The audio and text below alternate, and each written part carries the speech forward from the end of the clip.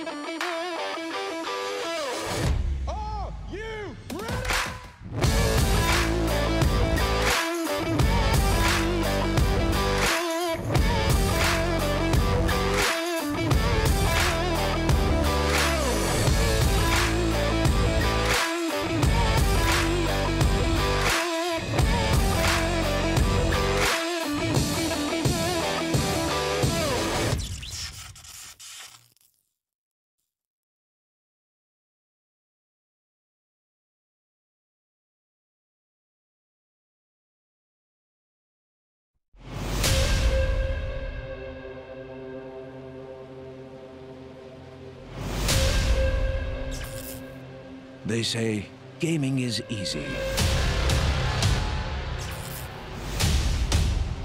They say this is not a job.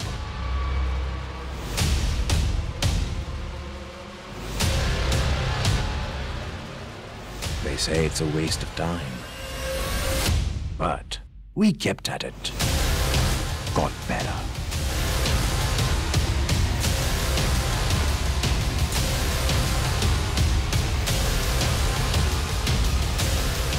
We grinded, leveled up, and conquered.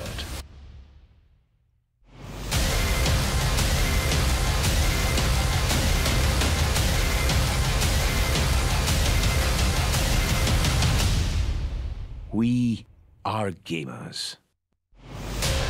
We are the ESL India Premiership, powered by Omen by HP.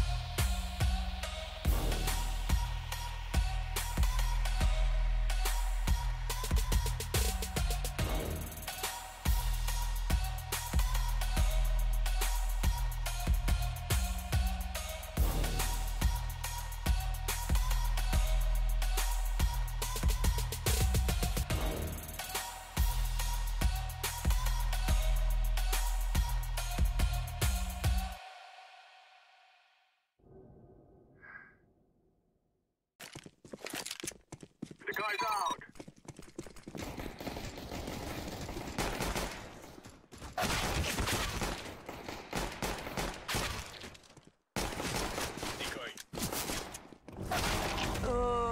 was beast.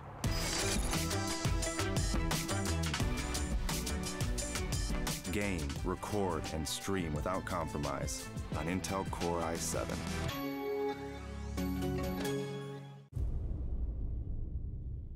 The ESL India Premiership 2018 has 3 seasons: summer, fall, and winter. The summer season takes place from April to June, while the fall season runs from July to September. Finally, the winter season takes place from October to December. Coming to tournament formats, each season is divided into 3 tiers: the professional tier, the Master League; the semi-professional tier, the Challenger Series; the Open tier, the Starter Cups. Moving on to the frequency, every season in the ESL India Premiership 2018 will see 1 Master League, 3 Challenger Series, and 3 Starter Cups. The Masters League now hosts 12 teams and players. Meanwhile, the Challenger Series has 8 contestants and follows a double elimination format. Finally, the Starter Cups are now limited to only 128 participants, so make sure you register for the Premiership now. Once you register for the Starter Cup 1, you'll have to fight your way to the top. At the end of the phase, you will get promoted to the Challenger Series 1. You should try and maintain your position in the Challenger Series 1, 2, and 3. But this is no easy task. At the end of every phase, the bottom 2 contestants are dropped out. They are replaced by the top teams from the Starter Cups. Those who succeed in the Challenger Series are rewarded with promotion to the Master League. The top 4 teams will proceed to play in the next season's Masters League. Meanwhile, the Master League runs uninterrupted until the end of the season. The 12 champions will constantly try to establish their dominance over the others. But at the end of a season, the bottom 4 teams are relegated to the Challenger Series, while the top 4 play at the land finale for the top prize. ESL India Premiership 2018 begins in April. The registrations are on, so make sure you sign up now.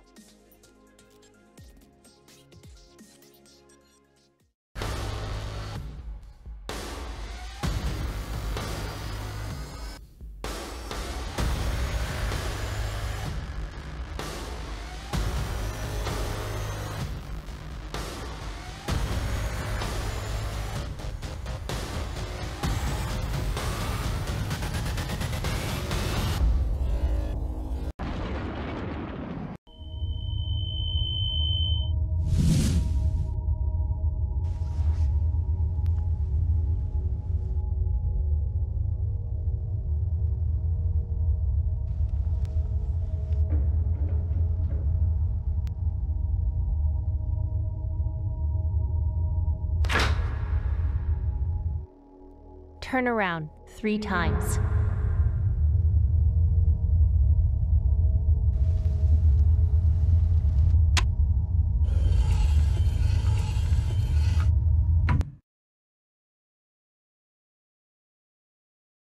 Start shooting.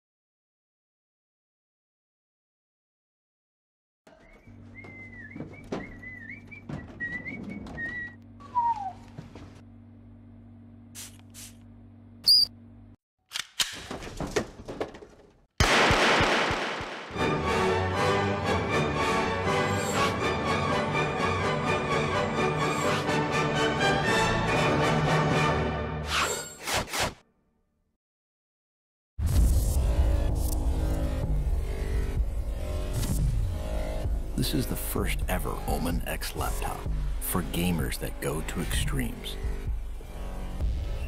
Gear up with the machine designed for total domination and engineered for gaming in stunning 4K.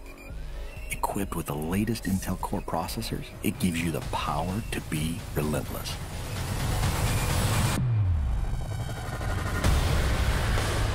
With a 17.3-inch diagonal screen and desktop-class graphics, you get maximum performance to be victorious anywhere.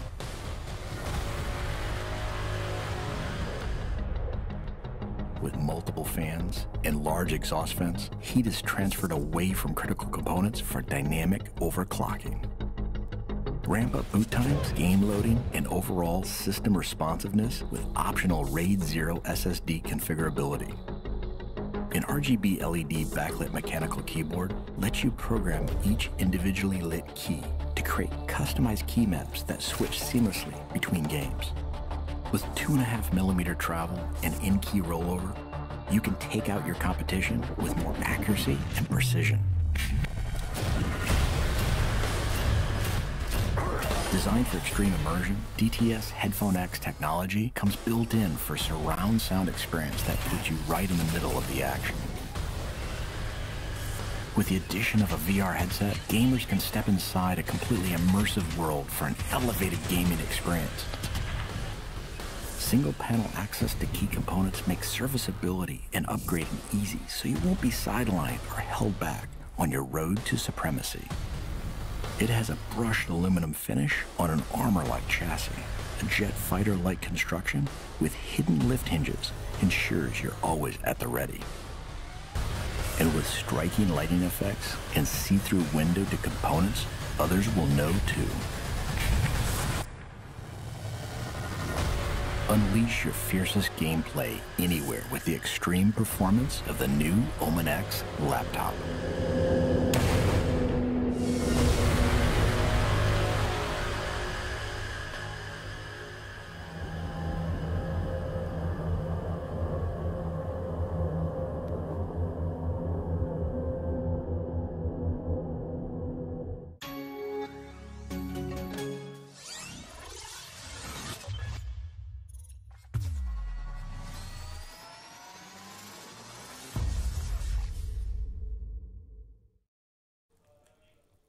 Welcome everybody, another day, another edition of the ESL India Premiership 2018 Summer Seasons' Masters League. Brought to you by Omen by HP, HyperX and Intel, and presented by Northwind Gaming and ESL India. And of course, I forgot to mention the two scapegoats. Always! I'm just kidding, we're not scapegoats. My name is Vagish Godslayer Bhan, I'm your host, and joining me in this furrow as usual is the lovely and vivacious Angela Gonzalez.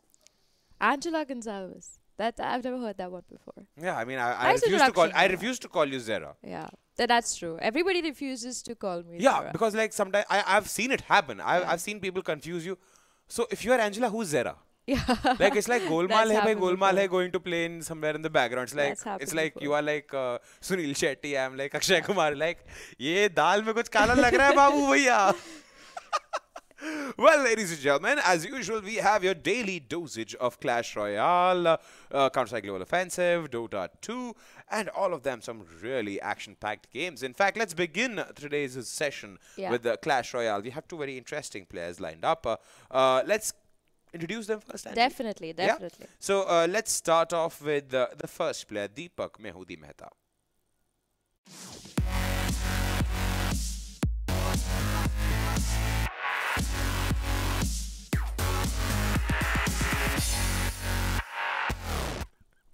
All right, ladies and gentlemen, that's Deepak Mehu Mehta, and also brings us to the point of time in the ESL India Premiership history where we have one scapegoat from amongst our band of brethren and family, as I'd like to call it, who has decided to bite the dust, but the dust is made out of gold. Huge shout out and props once again to Kunal Singh, our chief producer here, who's gone ahead and got himself married. May God bless him and save him. But moving on, we have right now Deepak Mehudi Mehta. Yeah. Angie. He is in a horrible, horrible, horrible place to be right now. He's sitting 12th on the board. He's played 8 games already. He's not been able to win a single game. Yeah. That means mostly this player is going to enter the promotion relegation round, which is very sad to see. But there's no rounds. There's no round. I mean, they just get moved into the Challenger League, which is sad for him. I mean, he's a fantastic player. I've seen him play a versatile kind of deck. He always tries new things. It's just that he's not yet found his ground as to what is the key ingredient for him to win the game. I think he's rowing the same boat which I was rowing when I reinstalled like Clash Royale, and I was like, I have zero idea how I'm losing every single game. 25 games losing, 25 games later I'm like, wait, something is really very wrong with my But at cards. least you won your 26th game, right? I won my 26th game and I've kept winning on every single game. So I've like crossed 50 games victories. So I'm like, okay. That key ingredient that I want him to find, he's not able to find. But I'm just hoping and praying that in today's matchup, Deepak makes sure that he bans out the Dark Prince. Because as far as I've seen, most of his gameplay, they all are getting defeated only by this one single card. That AoE splash. That AoE splash. So if today he chooses to ban out that card, I think he'll be able to have a better performance. He's going up against somebody who can be defeated maybe. I'm not taking anywhere against our secondary player, but I'm hoping that if he studied his gameplay, I think he could find a way to at least take one game. But let's take a look at the second player then. Jimit Bhatt, ladies and gentlemen.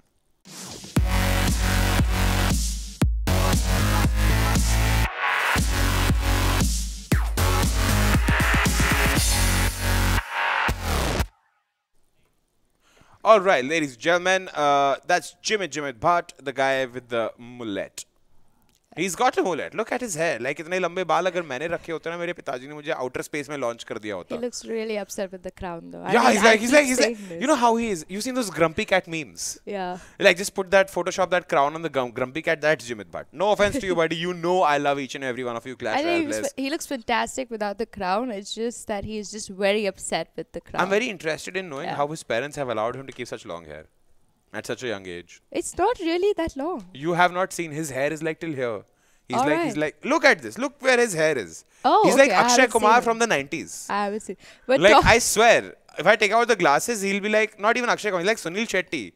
Sasta Sunil Shetty from 90s. Very good looking chap though, I gotta give him that. But as we talk about their looks, I mean, fantastic for them, they're doing great. But as of now in the Masters League, Jimit also is struggling. He's sitting 10th on the board. He's been able to win 2 games, but he's faced 6 defeats. And that also means that if he doesn't buck up now, he's also going to be in, I think, in the similar situation as Deepak Mehudi. If you look at their cards, of course, there's hardly much trophy difference between them. 3,970, he just lost a game, I think, last night. And if we talk about Deepak Mehudi, he sits with 4,000 trophies. And if we talk about the matches played, if we look, it's 11,000, 14,000, pretty close here.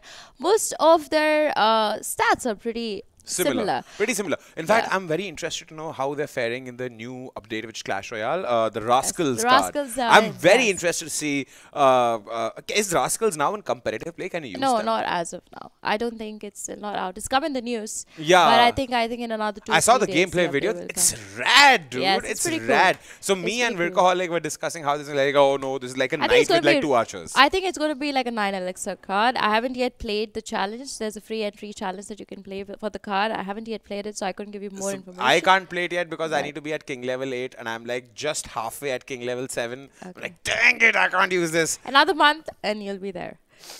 Make it 2 weeks. Right. But we have bans here. The Graveyard has been banned by Jimit Bhatt. Very nice ban there. Yeah. Whereas Deepak Mehudi Mehta has banned the Pekka. All right. Pekka, again, not one of the cards that he should be very concerned about. But it's good. It's a good ban because I think he shouldn't ban the Pekka because according to me, in my opinion, he likes to play a lot of Goblin Huts. He likes to play the Goblin Gang. He likes to play the Spear Goblins. He is a Goblin fan. Very similar to another player of ours in the Masters League. That means that cards like the Pekka are something that you don't pick against a deck like that. But the Dark Prince, please, I hope that Jimit doesn't drop that Dark Prince in his deck. Now that you mentioned, I'm pretty sure he's going to put it. Yeah. And talking about Jimit's favorite cards in general, he likes to play the Lava. He likes to play the Balloon. He likes the 3 Musketeers. He also likes to play the Bandit, the Battle Ram, Inferno and Dragon the also. The Inferno Dragon. Yes, of course. And meanwhile, we see that Mehudi likes to play the Miner, the Knight. He also likes the Goblin Hut, like I mentioned before, the Bandit. But at the same time, now that I know that the 3 Musketeers are not banned, this also makes me question that is Jimit going to use his golden card? And if he does use the Three Musketeers card, and I hope that Mehu is able to take control, because him batting the Pekka, knowing that the Three Musketeers are Jimit's favorite card, makes me think that he has something under his sleeve that he wants to play out over here, and that could work in his favor. All right, so then let's take it forward to the game, ladies and gentlemen. Gautam Virkaholic Virka, our own in-house gentle giant, is already en route to take this game forward. So over to you, man.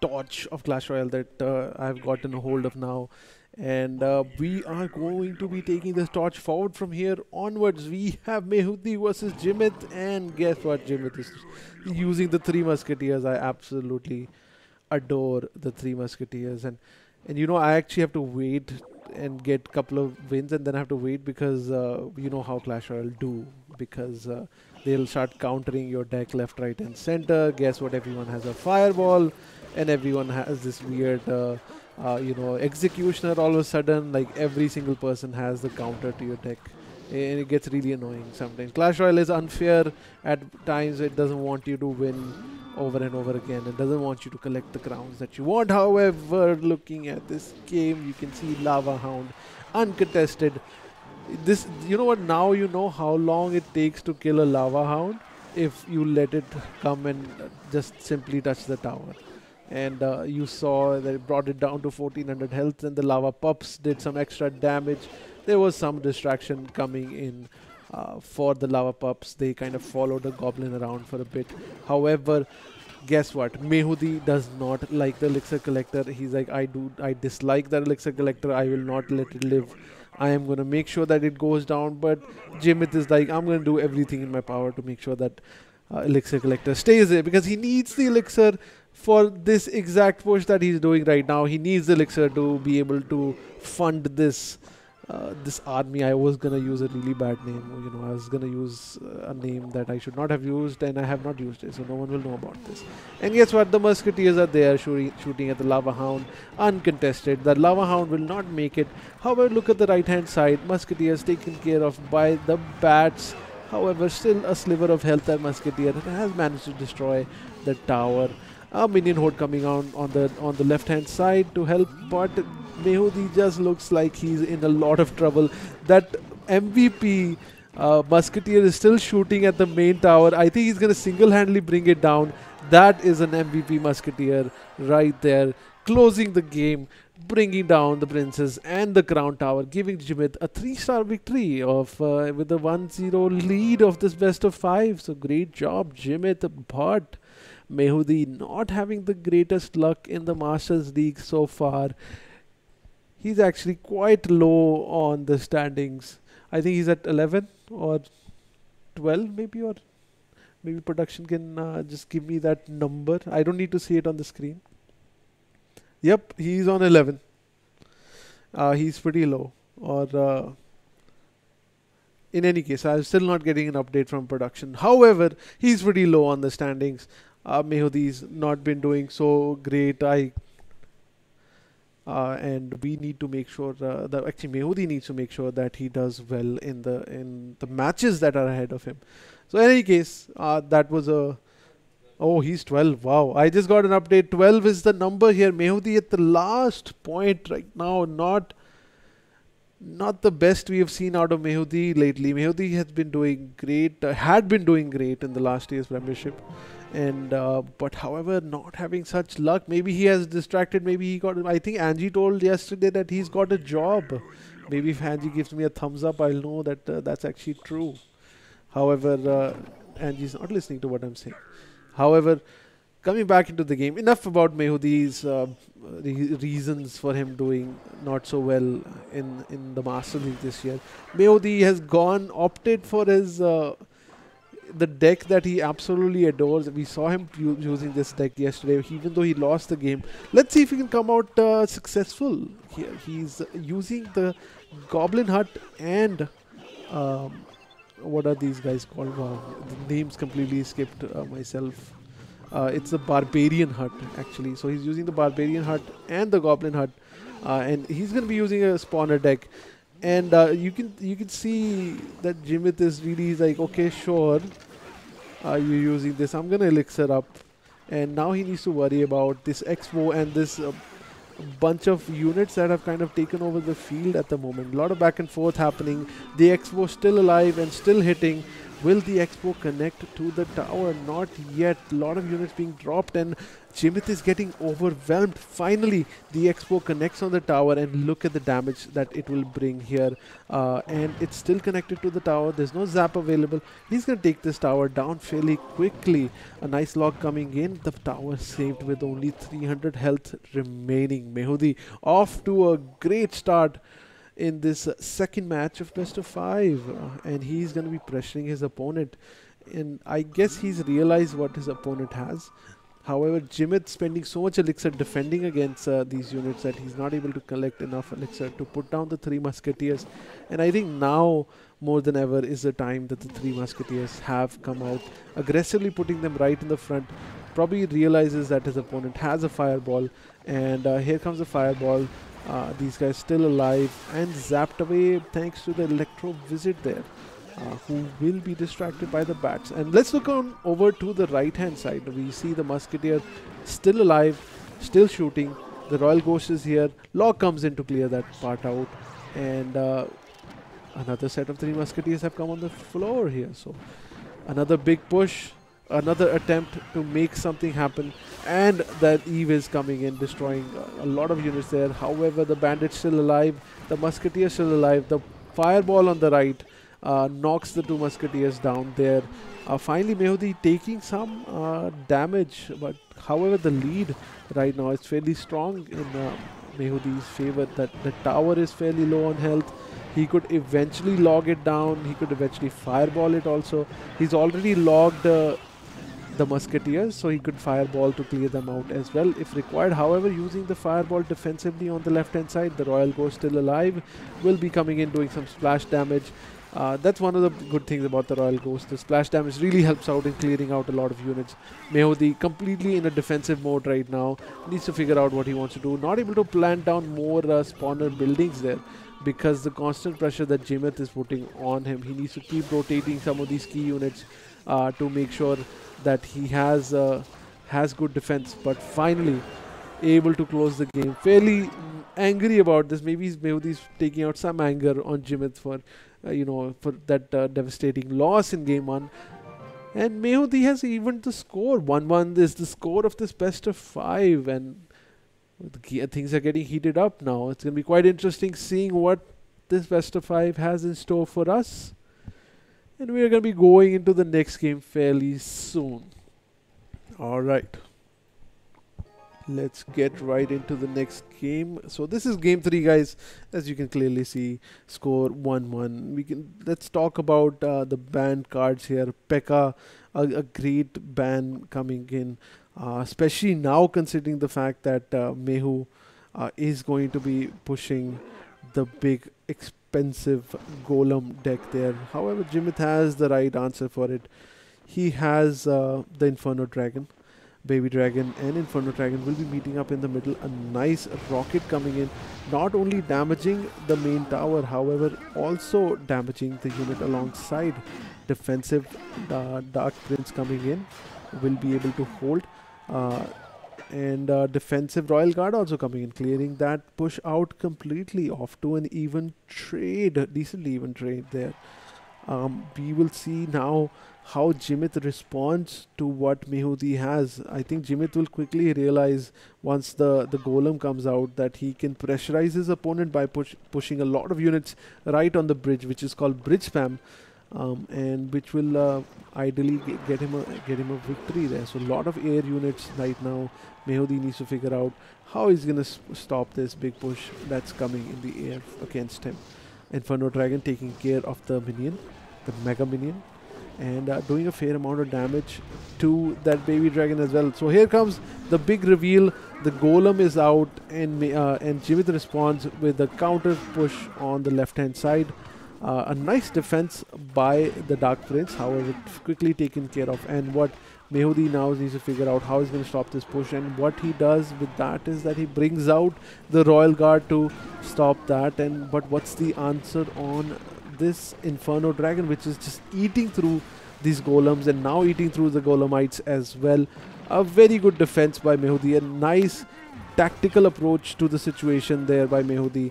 He saw what his opponent was putting down and he responded accordingly. That Inferno Dragon is just bringing a lot of value in here.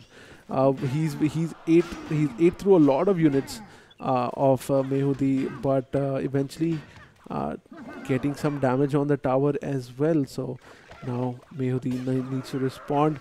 The ram will not connect. That key Nado coming in, pulling the ram closer. Good defense coming out by Mehudi. And Jimit just is trying more and more to push across this battlefield here. And let's see if he is able to get a great angle there and get few hits on the main tower with his magic archer. And which is not seems like it's happening anymore. And Royal Guards, by the way, are just great units to defend, by the way. And Mehudi losing some health across both the towers. I think he's getting a little overwhelmed right now. He needs to figure out his strategy, because Jimit just constantly putting pressure on him is not allowing Mehudi to put down a golem. But guess what? Mehudi finally collects 9 elixir and puts the golem down. Golem is out on the field. The magic archer is coming in, doing a lot of splash damage thanks to the way he attacks. Good angles initially. However, here comes the big missile, bringing the tower down to 500 health. Mehudi, will he be able to get another big golem down?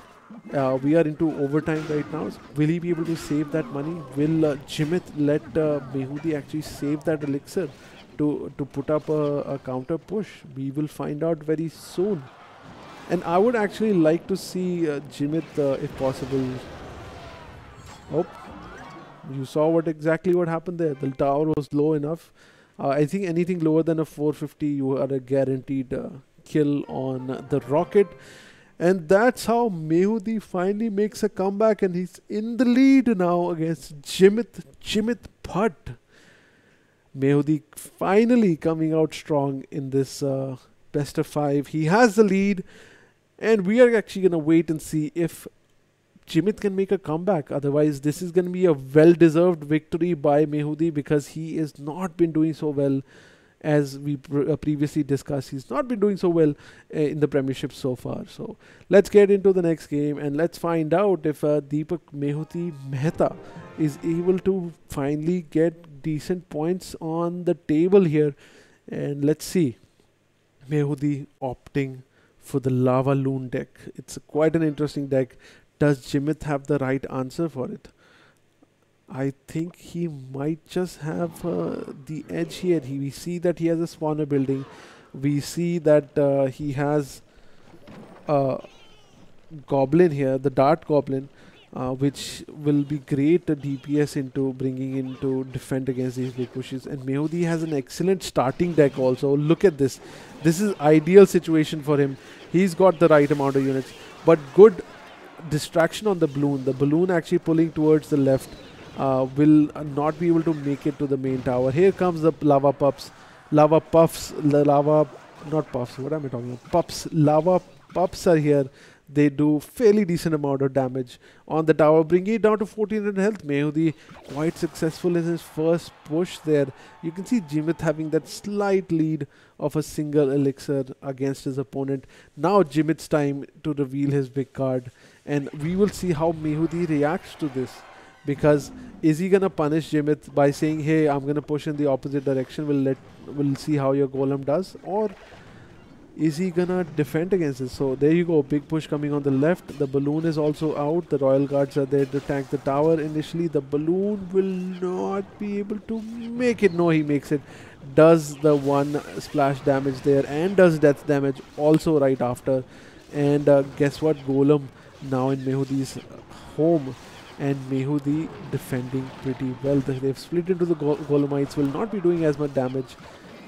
And Mehudi just seems like he's coming out strong in these fights and with better health on his tower. Royal Guard coming in to defend. that tombstone, which is fairly low on health right now. And Mehudi is just waiting to build up that push. And if you look at Jimit's unit, he has a mini P.E.K.K.A which he's unable to effectively use because Mehudi's focus on the air units. He has flying units that he's focusing on, and I think this is the big push that they're probably gonna do, where we have the golem pushing on the left and Mehudi is going to be pushing out with his other units on the right hand side. Jimit bleeding some elixir there, however finally decides to put down a unit which was the E-Wiz to help out clear this push out. And now Jimit is going to be in a lot of trouble, does not have a building to distract the balloon. The balloon will be coming in straight to the tower, and Jimit, with only 8 seconds left on the clock, will not be able to close this game. And Mehudi is finally going to come out strong. He is finally won a match. And I'm not going to say finally won a match. He's finally won a much deserved victory for Mehudi, because as we discussed earlier, he's not doing so well on the standing. So this victory will definitely be helping him out. And this victory will also make sure that Jimit might not be in top 4 by the end of this. So great work there by Mehudi, right now sitting at the bottommost seeding in the chart and taking a game off Jimit in a very, very strong fashion. I was a little doubtful when we started the game, but now after watching this best of 5, I would have to say again, Masters League players are at another skill level altogether. Mehudi might not have had a success so far into the tournament, but he's showing the fact that if he practices and he has the skill level to beat other master level players like Jimit also. So again, a great set of games here, 3-1 in favor of Mehudi. This is, I would want to repeat, this is the ESL India Premiership powered by Omen by HP, HyperX, Intel, and organized by Nodwin Gaming and ESL India. So good job here, guys. I would like to pass it back to our studio to Vagish and Zara. So take it away, guys. I would love to hear what your thoughts are on this game. Bye-bye. Vagish.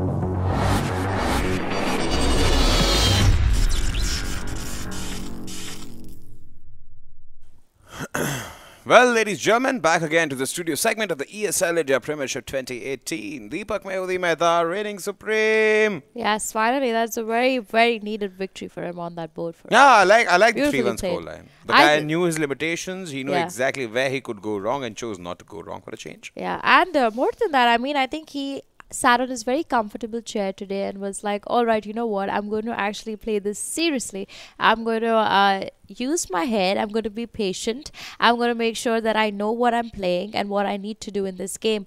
What was actually surprising for me is in the first game, Jimit played his 3 Musketeer deck where he took the victory for himself. And that somewhere told me that it showed me a lot of Mehudi's play style. He doesn't like to really counter people's decks. He likes to make sure that no matter what comes across him, he's able to defend it. And that's what he did in the second game. Even though 3 Musketeers was put back into the deck, he just sent out a fireball, he dropped in an Electro-Wizard. It was like, alright, fine. You know what, you took the first victory with the card. Today I will show you how I can actually defeat you on your best card. And he did that in the same way in the third game and in the fourth game. And in the fourth game, Jimit has played his best deck. He has played his Golem, which is his favorite card, actually, even above the 3 Musketeers. And to that also, Mehudi said that, you know what, that's your favorite card. I will show you how well I can play against it. And that's what I see this player do time and over again. It does not work out for him always, because there always comes a point in a game where you're like, you know what, I think I made a mistake. And a single mistake could have costed him so much. But he also made sure that in the line, he put everything at risk and it paid off for him. And it was every single game he played beautifully well today. He did not really use the Dark Prince. He countered it in a beautiful way. If we talk about how I was mentioning the fear of him playing against the Dark Prince, he made sure he had cards to kind of counter that card this time. He made sure he had cards to counter even a bandit card. He dropped in the Barbs, he dropped in the Goblin Hut, making sure that he had that much space to do whatever he wanted to do, the way he wanted to do it.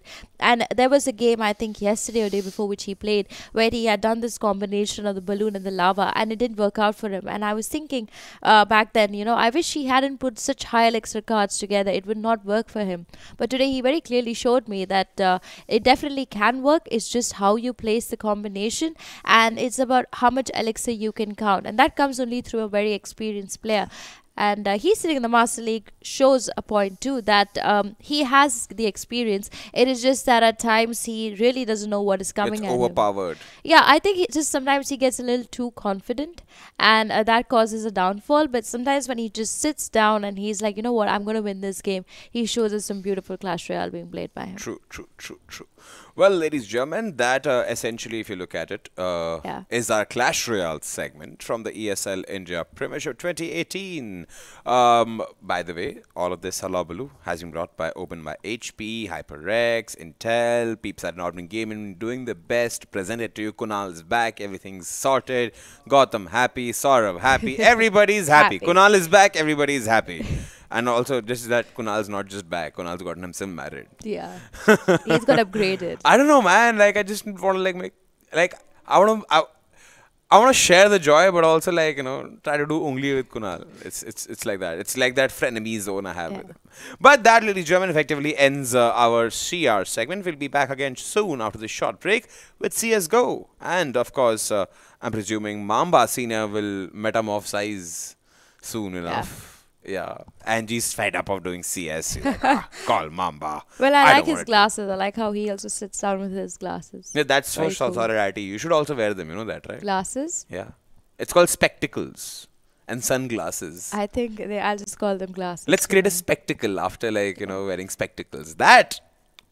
On that note, we will take a break now, and we will see you all shortly.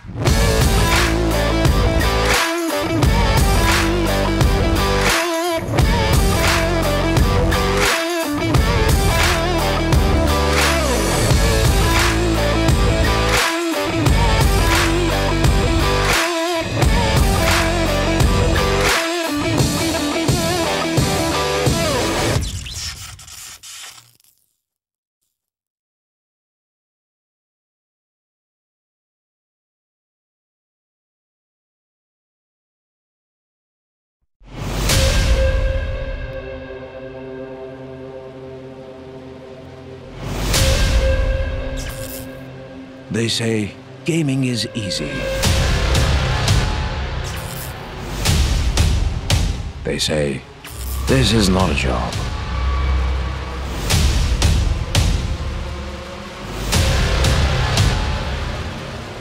They say it's a waste of time. But we kept at it. Got better.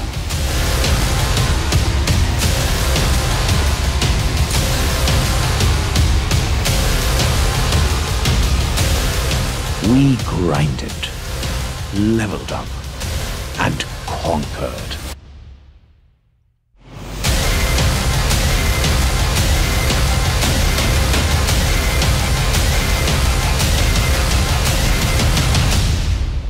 We are gamers.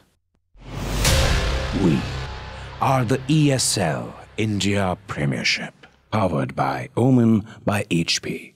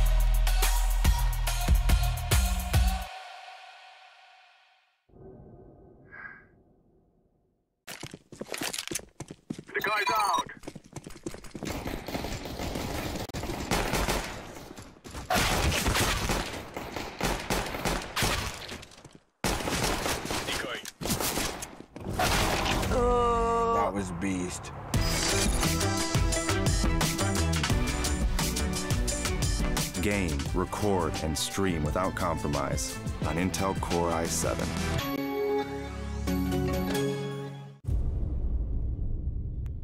The ESL India Premiership 2018 has 3 seasons: summer, fall, and winter. The summer season takes place from April to June, while the fall season runs from July to September. Finally, the winter season takes place from October to December. Coming to tournament formats, each season is divided into 3 tiers: the professional tier, the Master League; the semi-professional tier, the Challenger Series; the Open tier, the Starter Cups. Moving on.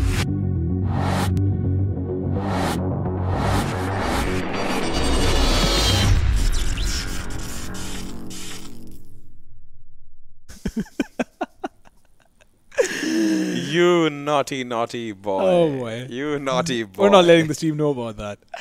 Ladies and gentlemen, welcome again to the studio segment of the ESL India Premiership 2018 Summer Seasons' Masters League. I'm your host, Wagish Gotslebhan, once again. And joining me is none other than Ranjit Mamba Senior Patel. Oh, that was a quick introduction. That's not something which is very characteristic Oh, of wait. you. Hold that thought. The reason why Ranjit Mamba Senior Patel has been enabled to sit... Okay, you can move the camera to me. Thank you. Yes.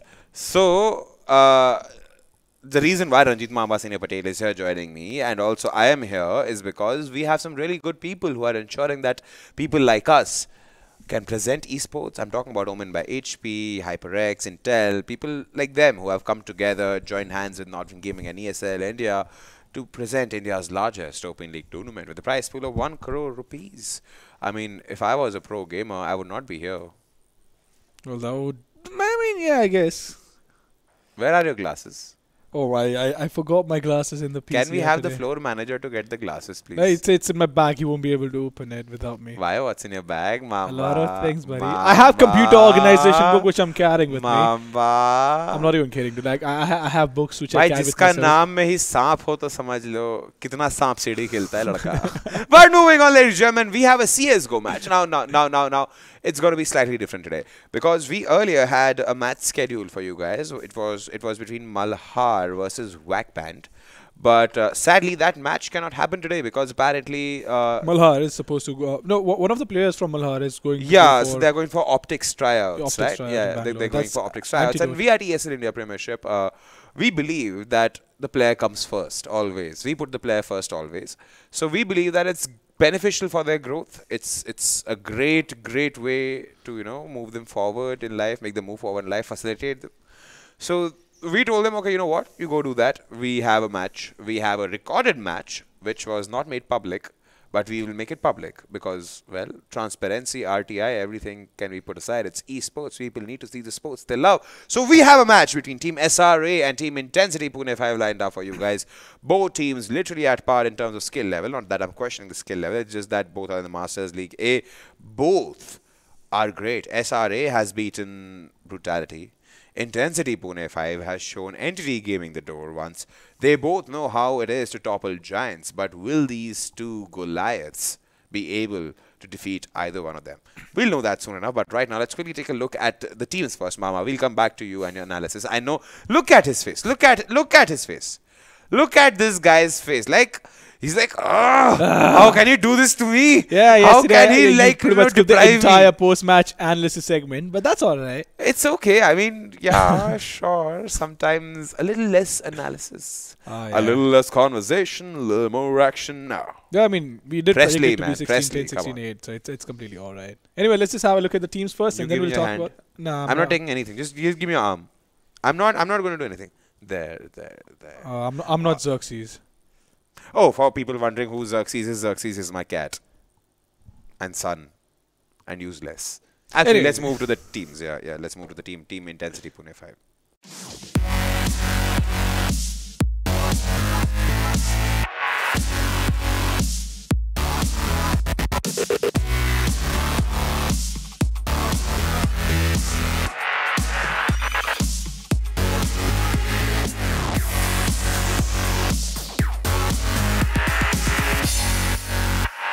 All right, my Pune peeps, kasa hai bhavlo, kasa hai. All right, I hope the Manjari is in place. I hope everything's in place. The boys are all set. What do you think about them? I've seen these guys play, and there's one person I'm really looking forward to, and that is Caramel, because I've been seeing him play in tournaments, I've been seeing him in official matches and pugs, and this guy has been blowing me away with his performances with every single gun, right? Be it pistol rounds, be it assault rounds. He's actually pretty good with the AWP as well. He's like I think me? he's no. Oh, you mean he's less? Okay.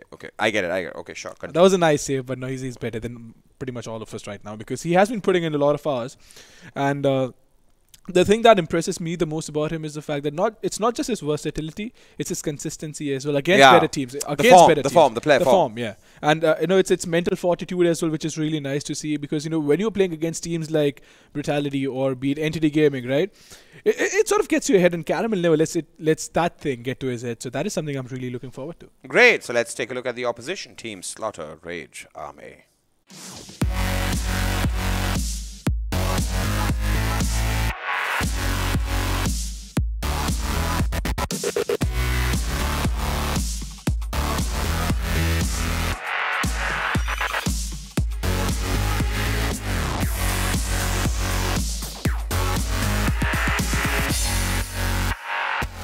Team Slaughter Rage Army, ladies and gentlemen, they are also now in the League of Giant Killers. Mamba.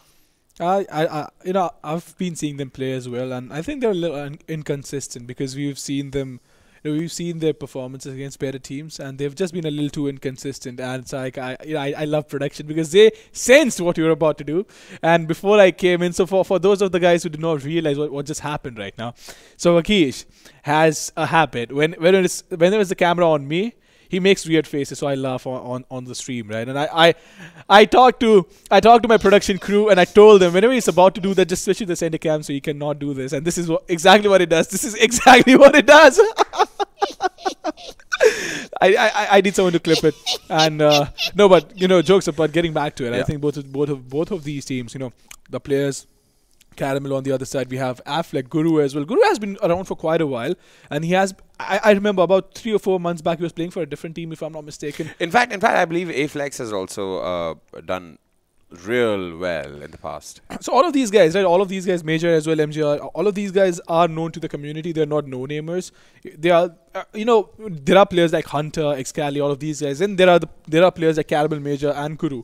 And there are the challenger people, right? So I'm really looking forward to this matchup, because I think both of these teams, in terms of individual skill as well, they fare out fairly well. They're both pretty equal, and in terms of the synergy as well, I think both of these teams are absolutely on point. You know what? I'm willing to bet a lot of money this is going to be Inferno. Well, I'm not sure if the veto is ready yet, but I'm not quite sure what's going to be though. Okay, so I'm being told by the production that apparently the map pick veto is not happening. So I'm going to bet my money it's going to be Inferno, A. B, I am willing to put my money behind my Pune peeps. Let's just do one thing. You come here, I'll go there. We'll exchange the headphones, yeah? Yeah?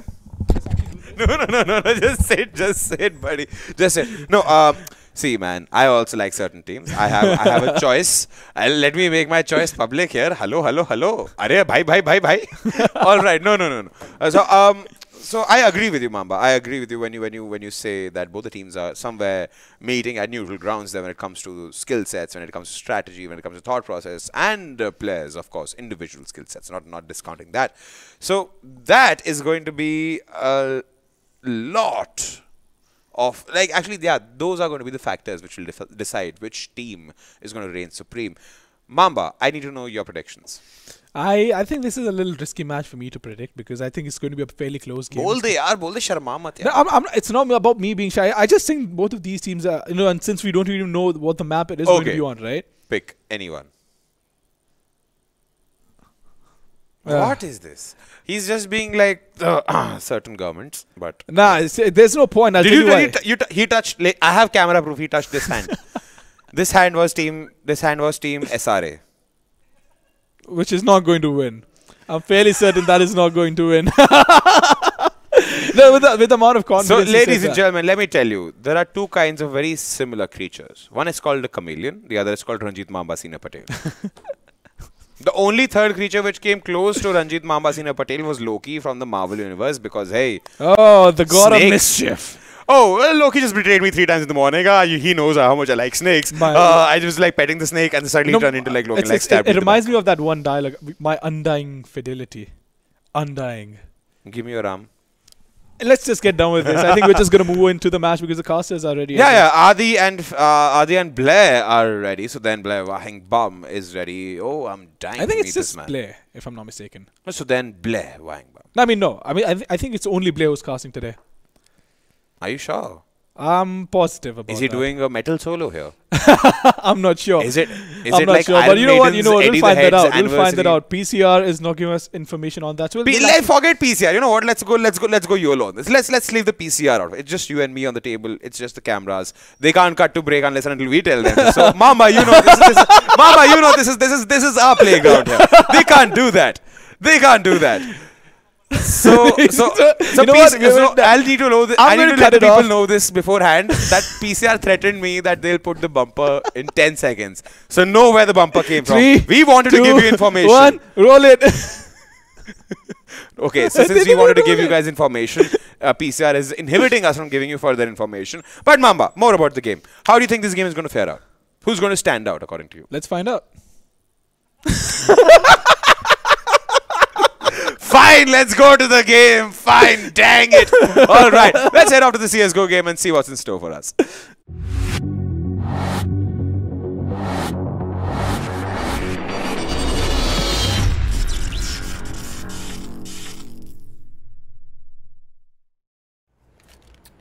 Welcome everyone to what should be a pretty interesting matchup here. It's going to be Intencity Pune 5 facing off against SRA. My name is Blair, and I'm going to be bringing you the action today. It's going to be in cash, which is a pretty nice switch up from having to see Mirage time and time again. So, sorry, not Mirage, Inferno time and time again. We haven't seen a lot of Inferno coming up from most of the Indian teams. So, cash is a pretty interesting switch up. We do see SRA starting on the T side, losing the knife round. And they are looking for a pretty fast A play here. They have one smoke in the hands of A-Flex. It's slowly creeping up.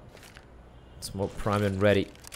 2 players in the site, ready and waiting. It's RSN and Never Give Up. The flash is going to pop up. And RSN opening things up. Is tapping, looking for more and Never Give Up. He's going to tap away. Doesn't find anyone, but he does his job. And RSN, in the meantime, he's looking for the quad kill, and Macho will deny him. He's getting hunted down there, and Blur will have no trouble finding his head. Great hold coming out from Intencity Pune 5. And SRA, the plan's not really going the way they would have wanted it to go. Pretty straightforward play coming out from them. Just a smoke off for the cross, 1 flashbang, Russian to the site. But RSN with a P2K of is doing a great job just keeping everyone at bay. No bomb planted. Means it is going to be the force spike coming out from SRA. A-Flex going to be leading the charge. He's got a smoke. Oh, Nathan hurt. Well, that's pretty decent amount of damage, but the stray bullet through the smoke will do more damage and Never Give Up. He finds the kill, but look at how low he is, 4 HP. And he should be falling back to safety. Mavis, ready to help him out if needs be. He's going to be looking for the contact play. He's going to be trying to spot for someone out. In the meantime, Negative getting a kill with a Tech 9 on the Caramel. What year is this? There's a Tech 9 going to work, and now Blur spots on Negative's not able to quite land the bullets though. Just 1 scratch from that MP7 will be enough to put Negative in the grave. However, Dream has pushed up. There's no flashbang for him to peek in, but he will still, however, get the tag onto Blur. He's now down to 45 HP. Still looking to take the fight. He knows there are a couple of players here gathered up towards mid, making their way towards highway. But instead, the hit is going to be coming in towards the B bombs. And Never Give Up.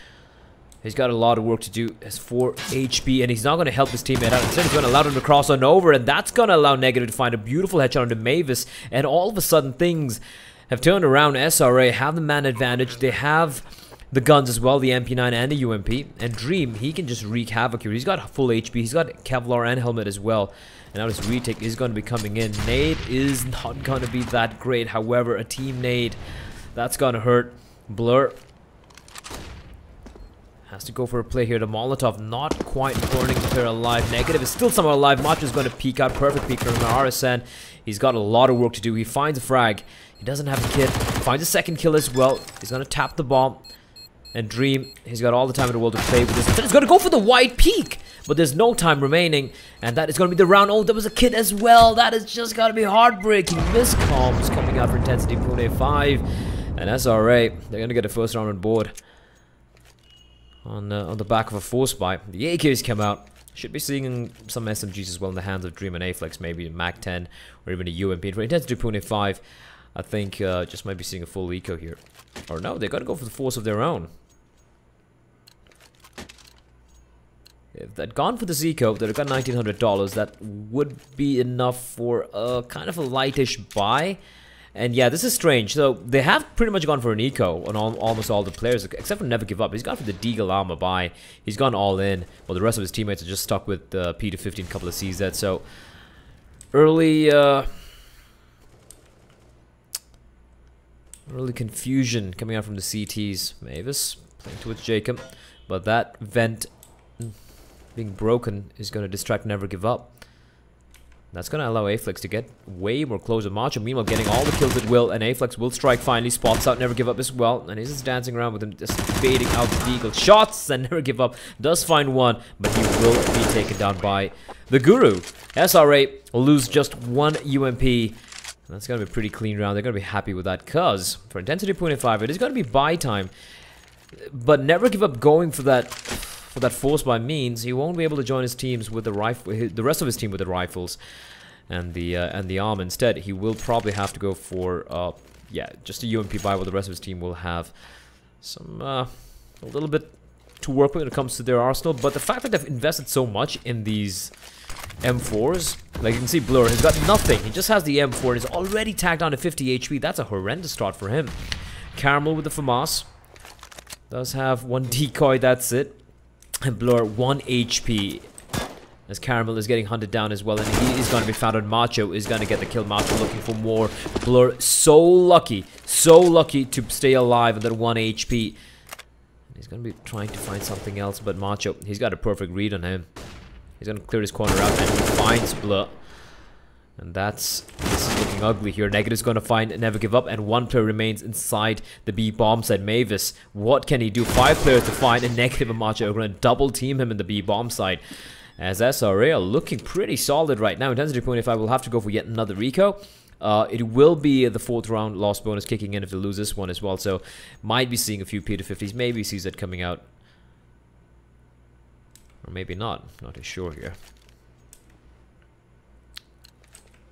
Alright, they have opted to go for the full ecos, a rarity in the Asian scene, in the Indian scene in particular as well. Dream has got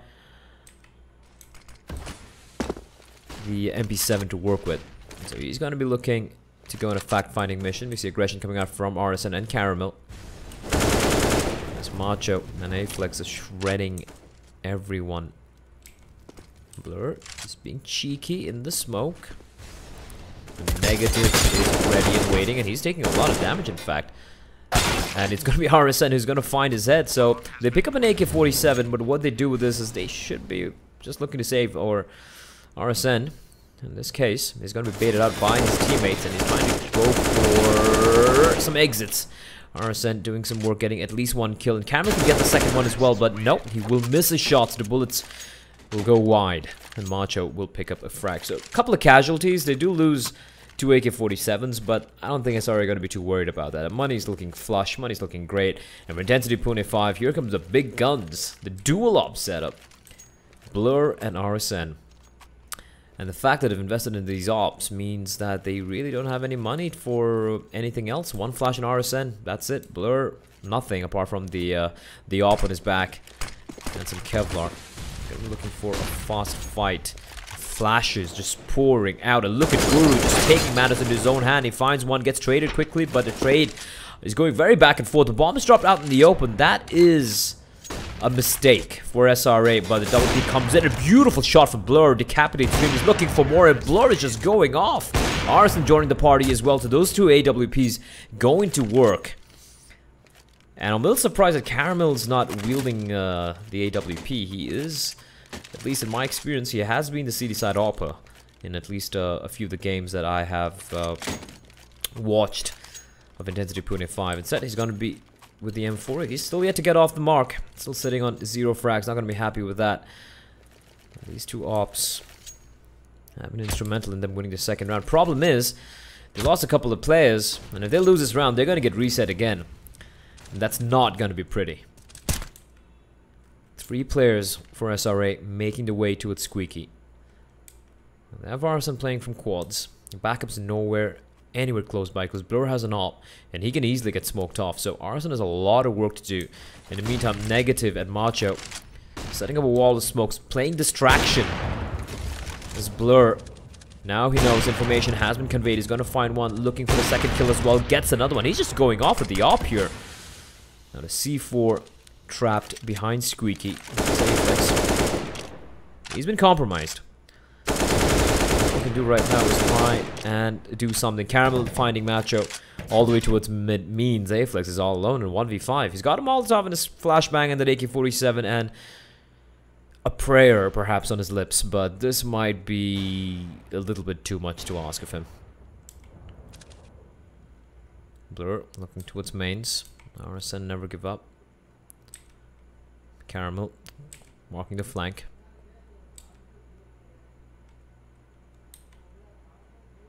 Aflex just waiting for the push, and Intencity Pune 5 really don't need to go for this push. I'm not too sure why RSN's over here when teammates have you know, T-spawn and mid covered off. See Aflex finally going for a play here. Flashbang's gonna pop. Whatever frags he gets will be good for him, because that'll enable him to well, inflict a little bit of economic damage, but that's not going to happen. Caramel will pick up the triple kill for himself for the round. He's going to get off the mark and in style, and that is going to be Intencity Pune 5 starting to come alive here. The economy is still not too great though. You can see $4,500 for RSN, about $3,000 mark for Caramel and Mavis, but Blur and never give up below the 2K mark, so they're still in danger of having to, you know, work with a pretty crappy buy if it doesn't quite pan out. But SRA's money is finally being whittled down. They have an op coming out for the very first time. The double nades! Taking a chunk out of Dream. Aflex as well, down to 15 HP. Great work coming out from Intencity Pune 5. A little bit of proactivity towards the B-bomb site. And Mavis getting flashed by his teammate to go for a peek. Unfortunately, it's not going to find anything, and they're just going to smoke off the cross. Mavis, the M4 A1, not the most ideal of weapons at his range, just 20 bullets. And when the 4Ts peering down you, it is going to be a problem indeed. We have Macho just floating around towards mid, looking to cut off any CT who would be looking to make their way. As Never Give Up gets taken up by Aflex with the CZ. Mavis needs to do a lot of work. He finds one, and he finds another kill. He's looking to do more. He's still staying alive. This is great work from him. Just finds a third kill, in fact, before he finally gets taken down. That's a great job from Mavis, not just staying alive, but picking up 3 kills. Blur finds Macho, and it's all on Guru, who will find Caramel, but there's RSN.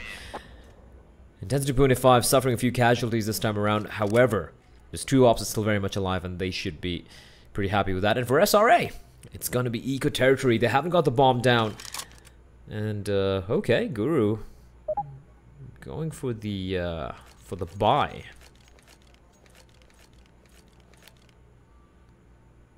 The Galil coming out for the Guru. That's interesting. And no one else has bought up yet. So, again, could be a misbuy, could be lack of comms, I'm not too sure. But timeout has been called, the tactical timeout being called by SRA. But Blur has been hitting some nutty shots so far. And we do see RSN dropping the op to Caramel. Now, this could be because Caramel has a much better spawn for either for B mains or for A mains compared to RSN, so that could be why they have given the op. And oh, SRA taking 2 timeouts in a row. Both teams, they have 4 timeouts, 4 tactical timeouts, each of 30 seconds.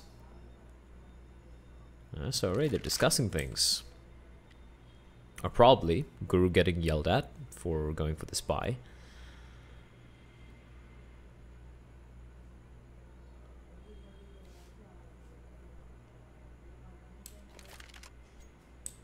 Here we go. Game will resume.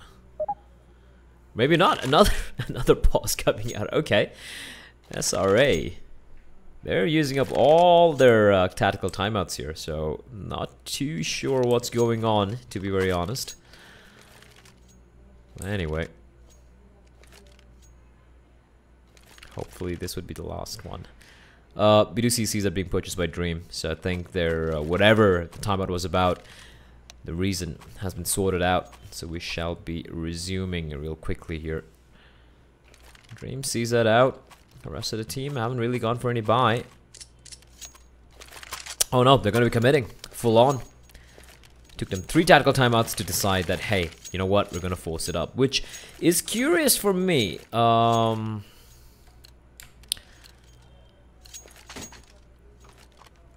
If they somehow pull this round out,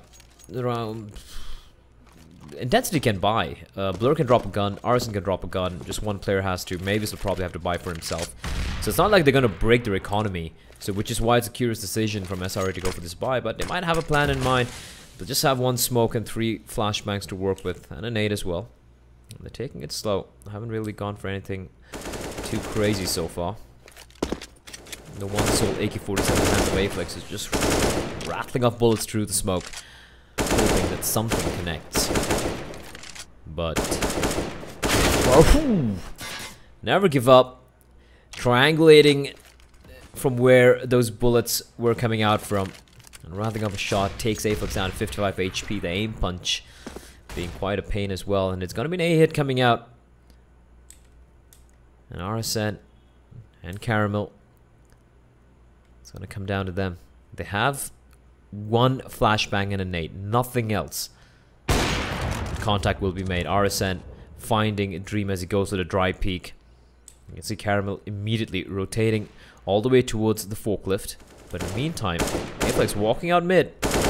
Finds Blur, but Blur, he's not missing anything at the moment. He finds a frag as well as RSN's mowing down everyone else. And it's going to be a fast B hit coming out, a rotation from the T's. Towards the B-bomb, but Mavis got such a perfect read. He finds 1 Macho.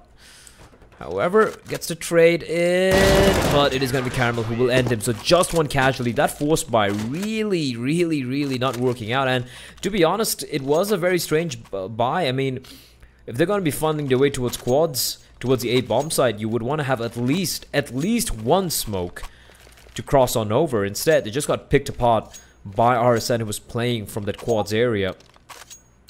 So it is going to be eco time as SRA, they've called for yet another tactical timeout. And it is going to be the final one here. Although, having lost 4 rounds in a row, they will have the 4th round loss bonus. So they can afford to go for a little bit of some upgraded pistols and maybe a little bit of utility, a couple of smokes, a couple of flashbangs. And they'll be pretty good to at least try and inflict a little bit of damage. But Intencity Pune 5 have managed to claw their way back. They won the pistol round, then they lost the following 4 rounds. And then they've strung 4 in a row for themselves as well.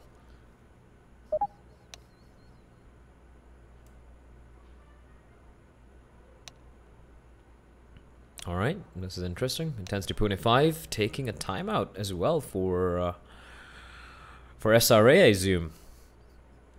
Pretty good camaraderie being shown. That's alright, you're out of pauses, maybe we'll help you out as well. So could be a technical issue on the side of SRA. So, oh yeah, there we go. Player getting disconnected. Hopefully, it should come back real quickly, that we shouldn't really have much of a delay here.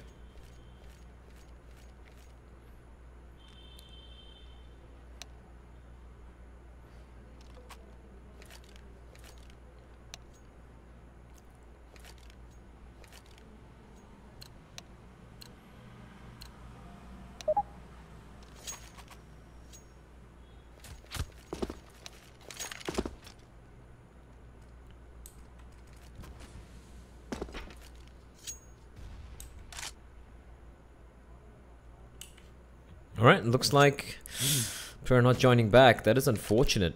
And might be seeing a reset coming in, a restore coming in rather. It could be. It just could be. SRA like, you know what, it's kind of a throwaway round. We haven't really invested anything into this, except for Macho who's actually gone for some armor buy. So they just might be asking Intencity, just play this one out.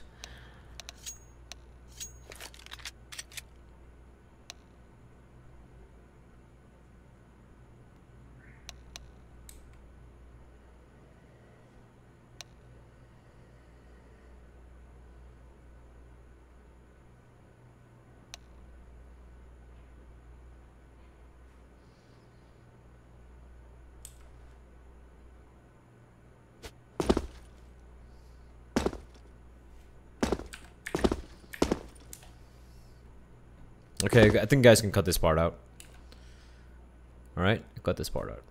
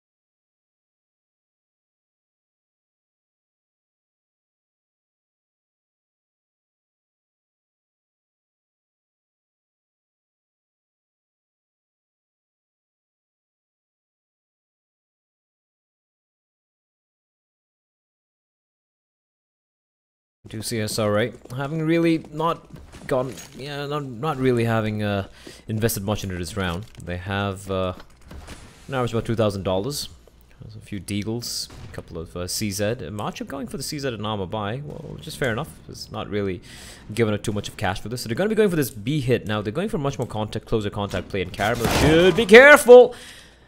He will be found out. Now RSN quickly swapping over to the incendiary. The timing is perfect. It at least prevents from players from pushing in, and he gets the kill, and he tags down a player, Aflix, through the body of his fallen comrade. Now Aflix is internally bleeding. He's on 12 HP. One well-placed nade is going to do him in. However, now... Ooh, that Molotov, though. That is brilliant stuff. Macho a negative down to so very low. And they will finally try to get the bomb down. 3 CTs. Paranoid that it might be a B plant. They think it's a B plant. And now they know. Alright. It's an A plant. I'm curious to see what Macho does with his AWP here. Finds Blur. Peeks out, knows the guy cross on over. Never Give Up is going to get the frag. It's all on negative. But Never Give Up and Mavis will make quick work of him. So Intencity Pune 5, that looked a little too scary, but both the ops will once again be salvaged. And considering that it was pretty much an eco round,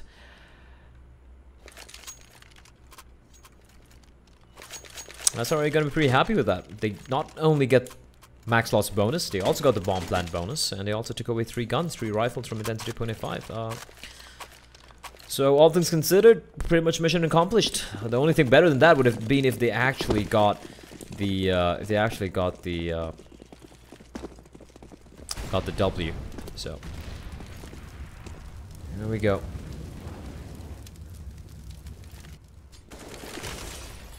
Major spots out Blur. He's flirting with danger. I think Dream has an inkling. There is a guy who's crossing through the smoke. And, almost hit the Caramel. Trying to go for the spray transfer. Not quite able to land it. And Blur really lucky not to peek out there before the smoke balloon, because the shoulder peak was spotted out. And now Never Give Up holding a very tight angle. Flashbang. Oh no, it's going to be smoke instead. And he is going to be found by Major. Caught mid-air, jumping and stuck on the ledge. Great work coming out from Major. Rotation's already in. Still a minute on the clock, so the T's have a lot of time to get out of the site as Major finds another one. Aflix walks in, he gets a kill. It's all on the final man. It is going to be RSN who finds 1 kill, but Major just going off with the AWP, finds 3, and SRA finally get the first round on board after what seems like forever. The 5-round streak of Intencity Pune 5 has been broken. That being said, you can still go for a pretty comfortable buy. RSN will purchase the op for himself as well, so the dual op setup will remain in play for the team from Pune.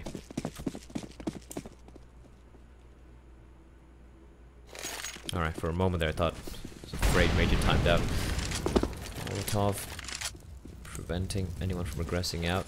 Oh, that's a nice meaty nade as well. Ooh, that's gotta hurt. Oh lordy. Dream finds 1. Major with a quick trade. In the meantime, though, there is some action taking place over at the B bomb side where Mavis is aggressing out. And Negative knows this. Never give up, though. Finds Macho. Walking into the vents. Negative will be found out as well. Never give up, just going up. It's all on Major. Can he recreate the heroics in the previous rounds? The question has got an AK-47, swapping out that op for the AK, and there's no one. They've left the A bomb site completely empty, so he can actually get the bomb down here for free. They have no idea. They should be checking for the C4 now, and never give up. Will be boosted out, but the bomb is going to get planted, and now they know the bomb is down. What can Major do? 1v3. It is never that easy. Playing from the forklift. Intensity Pune 5, they have 2 incendiaries, 2 smokes, a flash, and 2 nades, so a lot to work with. Major, too many angles to check. They're just flanking in from every direction possible, and Mavis is going to make the play. Yes, he is. He spots out a player, at least he gets information, but he's going to be taken down. And RSN with a nade out, and Never Give Up just sticking this. He's just sticking it, and he won't get the defuse. 1 second remaining, and Major will clutch it out with a quad kill. Oh, that is just disastrous for Intensity Pune 5, because with that round they've lost their money as well. It's got to be Eco City. And then Major just going above and beyond in that round. And SRA, that was just sloppy. That was just some sloppy work. Well played from Major, but they could have just went in together. They got a little too complacent. Mavis running down A mains, you know, giving all the information in the world. They had no idea where he was playing from, but they gave him a free first kill. And the second player just running to the side instead of taking the fight perhaps with his teammate. And then I think it was RSN who was caught with a nade in his hand. So, not the most ideal retake scenario. Especially when you have, when it's a 3v1. That shouldn't really be happening. Here comes the push for the A-bomb side. Negative is just charging in, taking heads and asking no questions. And Mavis will, however, pick up 2. It is a throwaway round. And Negative is going to be playing hungry. There we go. Triple kill for Negative. 1 apiece for Dream and Macho. SRA, they will get the lead back once more. 2 rounds remaining in this half. Intensity. I wonder how they're feeling. They chose to start on the CD side. I mean, it is a cache, right? It's one of the maps where, depending on the team who's playing, it can go either way. Like, some teams are really, really good in the CD side. Some teams are really good in the T side. Right now it's been pretty 50-50. Little sloppy from both the teams on certain rounds, especially anti-ecos, but they seem to be fairly evenly matched, at least from what we can see here. That's alright. Once again, sending 2 men up towards Squeaky. Major and Dream. They have Resident mid control pretty easily, in fact. The CTs are playing a very, very passive turtle up setup towards B bomb side and towards A, and it can easily get faked out. There's a lot of noise being made towards B, and this could pull out the rotation. Now, what can A-Flex and Dream do? They're pretty low on health as well. Half HP. Molotov's going to push up, Never Give Up. That is going to be a problem. He's going to peek out late, and he will somehow stay alive. I don't know how he's still alive. And it's going to draw out a player. Let's see Blur trying to go for the wall bang. Instead, he's going to get wall bang back in return.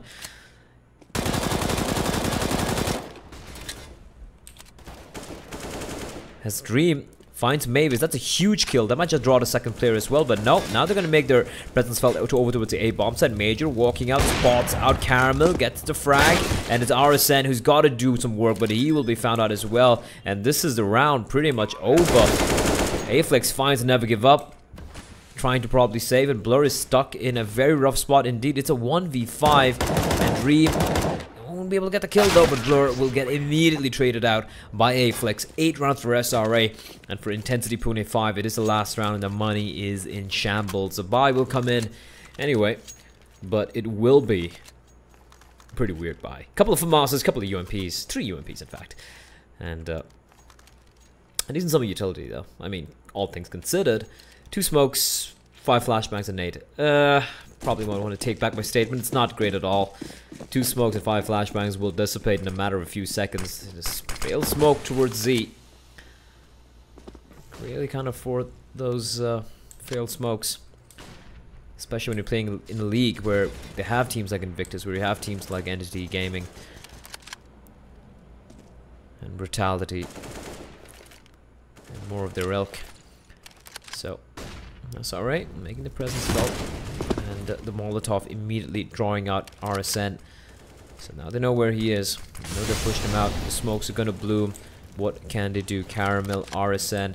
It's gonna be Macho leading the way. He will be found out by Caramel. Never give up, going to work as well. Negative. He's got a strike now. He strikes once. He strikes actually with a dream to steal the frag away from him. So men disadvantages have been neutralized as Major on the forklift. Crosshair trained towards the truck is looking to pluck the player. He's gonna peek out from the truck area. And the shoulder peek comes out from Mavis. Cheeky peek from Mavis. And Major is missing his shots. Smoke won't allow him to have that creative vision onto Mavis. And finally spots him out, and that's a perfect frag from him. Misses another shot. Never give up, punishes him for it. Now it's all on Dream and negative. Will get the kill. He takes so much damage. He'll never give up. Will not be expecting a player there in the corner as Dream clutches it out. And it's going to be SRA going into the second half with a 3-round lead. That's some pretty good stuff coming up for SRA. And bear in mind, SRA lost a pistol round. They strung 4 in a row. Then it looked like Intencity 25 had managed to claw their way back. They won 5 in a row, but then SRA taking matters back into their own hands. 5 rounds in a row for them as well. So it's been pretty, I wouldn't really call it one-sided, but SRA have really looked much better than Intencity 25. Intensity 25 some very questionable decision making, and even when, like, for example, the retake was a round they really shouldn't have lost. If that at least won, if that won that round, they could would have had more money to buy the next round. So this could have been a 8-7 half in favor of Intensity 25. It could have even been 9-6, you know. So a little bit of complacency from Intensity 25, costing them a couple of very crucial rounds. And what they say, it's not over till you get that magic number of 16, so they still have a lot of time to work with. It's Caramel, gonna be making contact, pushing out towards mid. And that's Major already digging down to 16 HP. They're gonna be charging in through connected. This is interesting. Crossfire being set up between Aflex and Major, and both of them are gonna be peeking in, and this is a great work from them, but the bullets are landing in Major somehow. Finds 2. I don't even know how. It's gonna be the B play coming in, and Major is just hungry for frags. You know, there's a player in the site. I think he hears RSN below him as well. So information has been gleaned, and Aflex, I think, gonna be Mavis and never give up. Actually, gonna forget the killer. Macho finds 1. Now it's all on Macho. 1v2. Doesn't even have a kit to work with. Will the heroics of Major go in vain? Yes, it will. RSN will slap him into the ground. Mavis picking up a huge triple kill. As Intensity 25, they've won both the pistol rounds. The big question on everyone's lips is, can they survive the force buy? Because SRA are gonna go for it. There we go. Deagle 5-7, gun you don't really see around that often. Another 5-7. Okay. 2 Deagles, 2 5-7s, P to 15, 2 smokes. So not that much to work with. The plane is pretty default as well. Aflex with a Deagle towards Z. Major pushed up mid. They have a 3-man stack. Oh, they're actually going to be committing. Everyone's going to be committing towards A bomb site. This could get a little hairy for Intensity. Macho rattling a few shots, trying to draw attention to himself. Major, is he going to be feeling adventurous? Yes, he is. He's going to be walking in as gathering a fair bit of information as well. Verdict up, charging out. Blur, find a kill, and this force bite not quite panning out the way SRA wanted it to. They had the stack right, but then going for unnecessary fights, they could have just held the crossfire instead. Got a little too hungry. They will be punished for it. Aflex finds an exit kill. Does a bit more damage as well. Looking for more. These pre-fires trying to go to work but never give up. Will find it. Put him down. Put him to sleep. Intencity 25 now 1 round away, which should be very much winnable considering it's going to be full eco for SRA, and they're going to be tying things up again. So pretty back and forth of a game. There's Intencity 25 losing just one player.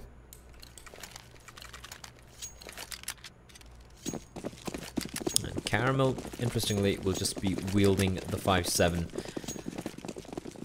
and utility. He's going to be taking point for his team, looking to go for the contact plays. And meanwhile, Negative just pushed down B, and he's like, yeah, boys, it's A. He should slow it down a bit. Mavis, I'm not sure if you heard him out, but he's got the flank. Negative's going to be walking into his crosser anytime right now. That's a free kill for him. That's Caramel, 5-7, going to work to find someone 1. And it's all on Macho inside the smoke. He's trying to be very, very cheeky, but never give up. Will be more than ready for him. Scores will be tied. It's Intensity 25. Come back again here. SRA with the bye. However, considering they went for the second round force buy, it will not be the best of buys. You can see Aflex and Negative have no helmet.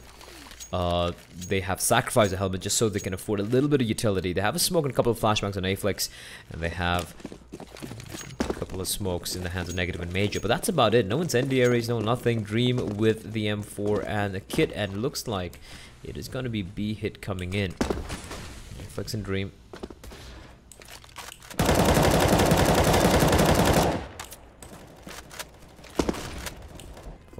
Pop. Aflex strikes, gets quickly punished by Mavis though, and Dream taking a while to get the kill, but he will finally be found out, and that could be the round. But no, RSN going for the early plant. That's a little bit of miscommunication there. MH should be careful. There's a guy right above him in the vents. It is going to be Blur, who's going to be left alone in a 1v2. Bomb dropped. It's going to be hard for him to retrieve that as Macho will take him down. And SRA, they win the first round. However, Intensity 25 can go for a very, very comfortable buy. Mavis can easily drop an AK-47 for Caramel, while he can purchase the armor, the helmet, and the utility. So, Mavis probably debating if he goes for an op buy. He can go for it if he wants to. Instead, no, it's going to be 5 AK-47s. And for SRA, bear in mind, they lost 3 players, so they're not in a great state, so to speak. They have an MP9. They have 3 rifles, but they have Dream with the Desert Eagles playing towards the B bomb site. And that's a backward form of Aflex playing up close. 3 rifles will be put up towards mid and A. We're expecting this push to take place. Intensity though, taking a sweet time, just boosting up a couple of players above. Blur. There's Negative, he gets a kill. Wall bang. On to Negative, that is just gutting. And Macho, perfect timing on that peek. He finds a player, but Caramel with a quick trade on the other part of the map. Now, Macho is all alone. And Dream is coming in, but that footstep has been heard by Blur. Blur knows his player towards CD Truck. So Macho's pretty much all by his lonesome, and he's got a lot of work to do. Dream. Going for the right call. He's running up towards Truck, though.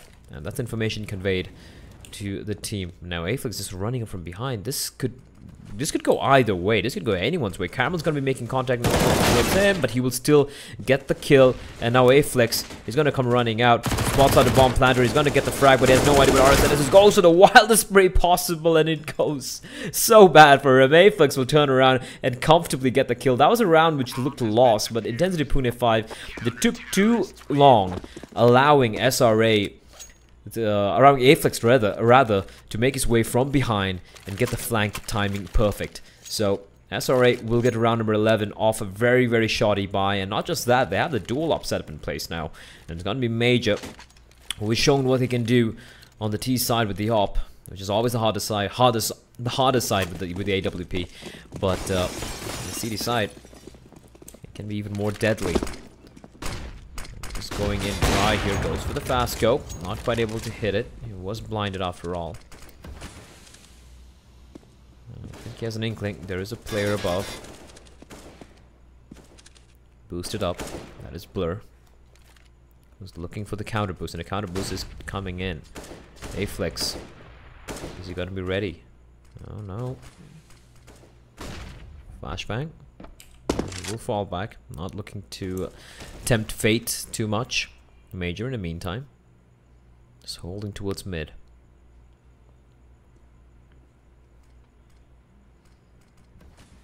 Haven't seen anything yet. Blur's being very, very patient indeed. Still holding towards vents. Well, in the meantime, Mavis pushing up towards B mains. The bomb is making its way there as well. It's a pretty good read coming out from the CTs though. We have Dream and Aflex both inside the site. Major's far away though. So they're going to be turtling up inside the sites. This is going to be rough. Flames. It's going to be Dream. Right at the edge of the flames. And the Molotov will finally get extinguished. He's looking to get something else done. He finds just one before he gets taken down. Aflex finds another frag, but he will be quickly traded out. But this might be a little too late here. And you see Major just running up like a madman. He gets the kill. 20 seconds. Blur needs to get this bomb down, but the smoke for CD spawn has dissipated in Major. He's looking for more, and he will find more indeed. Triple kill for Major. SRA will get to round number 12, and for Intensity 25, no bomb getting planted means it's just a third round loss bonus, and that's not quite enough to go for any decent buy. Pistols will come out, Never Give Up with the Deagle and Kevlar.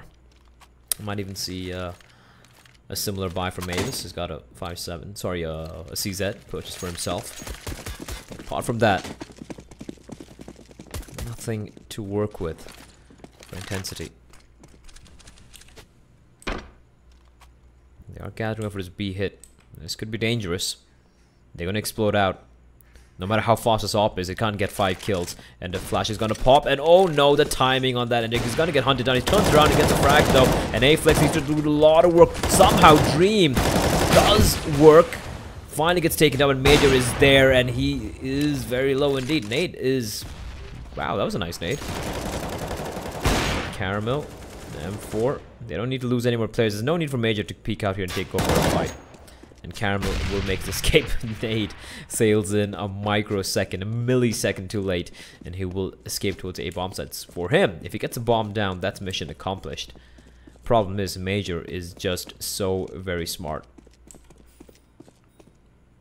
And I think Caramel heard him out. He hears him out. Major will fall. Caramel, this is doable. This is doable. He's got time. And he's got that op. He's looking to clear out. Negative. Tossing in the Molotov. Waiting for the plan to take place before he throws in the Molotov. Okay, that was strange. I thought he would have heard the sound. Now Caramel. A lot of work to do. 1 HP. 1 lick from the flame.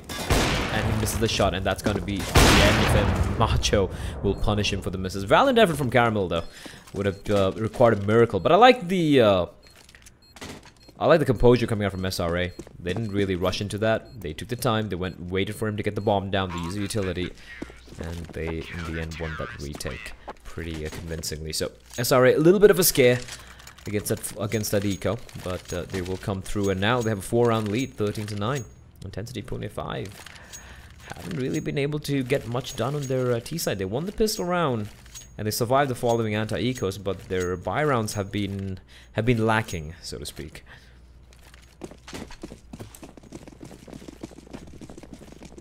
Major. He has been quite on point with the big green gun, and he will spot one player out. Double nades towards mid in case they are looking to aggress out. And no, Caramel's going to be stuck, and Aflex is going to peek out. He should be careful. There's no need for him to go for this fight. Instead, he's going to win it without taking a point of damage. And Caramel will find him, and Major is there to go for the trade. The wide, unexpected off angle from him. And they're falling one by one. Crossing smoke, but at the same time, A-mains get smoked off by the CT. So that smoke has gone to waste. They still have utility to work with, but they are a man down. Are Intensity 25, so they gotta make something happen here. Never Give Up has announced his presence. They know exactly where he is, and Macho getting to the safety of quads the moment. And Negative, actually, sorry, yeah, that was Negative from above. Finding Never Give Up. out in the open. As everyone is just falling here one by one. It is all in Mavis. He finds one. Can he find more is a question. It's going to require a miracle and peak from negative, but he will be found out. So Mavis, 1v4, making it to a 1v1, but Major, there is no missing for this man. He has just been beasting so far with that AWP. And SRA are now 2 rounds away from closing out what's been, at least in the second half, it's been a little one-sided. The last 5 rounds. And if you look at this, if you look at, you know, the way the scores have played out, right, it's pretty interesting how both the teams have won. Apart from the first pistol round, they've won in chunks, like 4 rounds, 5 rounds, 5 rounds, 3 rounds, 5 rounds. It's been in chunks. So here we go. It is a buy. Intensity Pune 5 have gone for a pretty decent buy as well. And A-Flex and Dream. If they shut this one down, it's pretty much GG. Intensity will have max loss bonus, but you know, getting to a map point would be the penultimate nail in the coffin. That's Caramel, RSN slowly inching the way ahead. Caramel though, in the tiny little gap between the 2 smokes, he finds A-Flex. That's gotta force out the rotation. Major being a little too careless. Lucky to escape with a big chunk of his health intact. That could have been scary.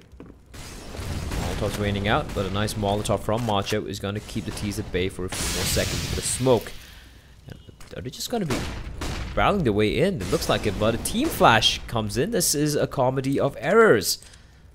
As Macho drops one, he's looking for more, finds another kill, getting for the 3rd, and now Dream, time for him to shine, but he will not. Instead, he gets taken down after all the work that Macho did.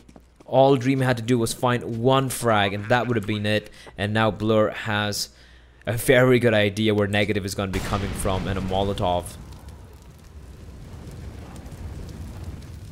Blur doesn't need to commit here. He can just wait patiently. The bomb is planted for him as well. And there we go. Blur strikes at the perfect time. As Intensity Pune 5, they survive. They ensure that SRA do not get to map point anytime soon. Because you know why? Their money is broken again. So SRA will have to go for an eco here. They're not going to be opting to go for a force buy. Instead, looking to play it safe.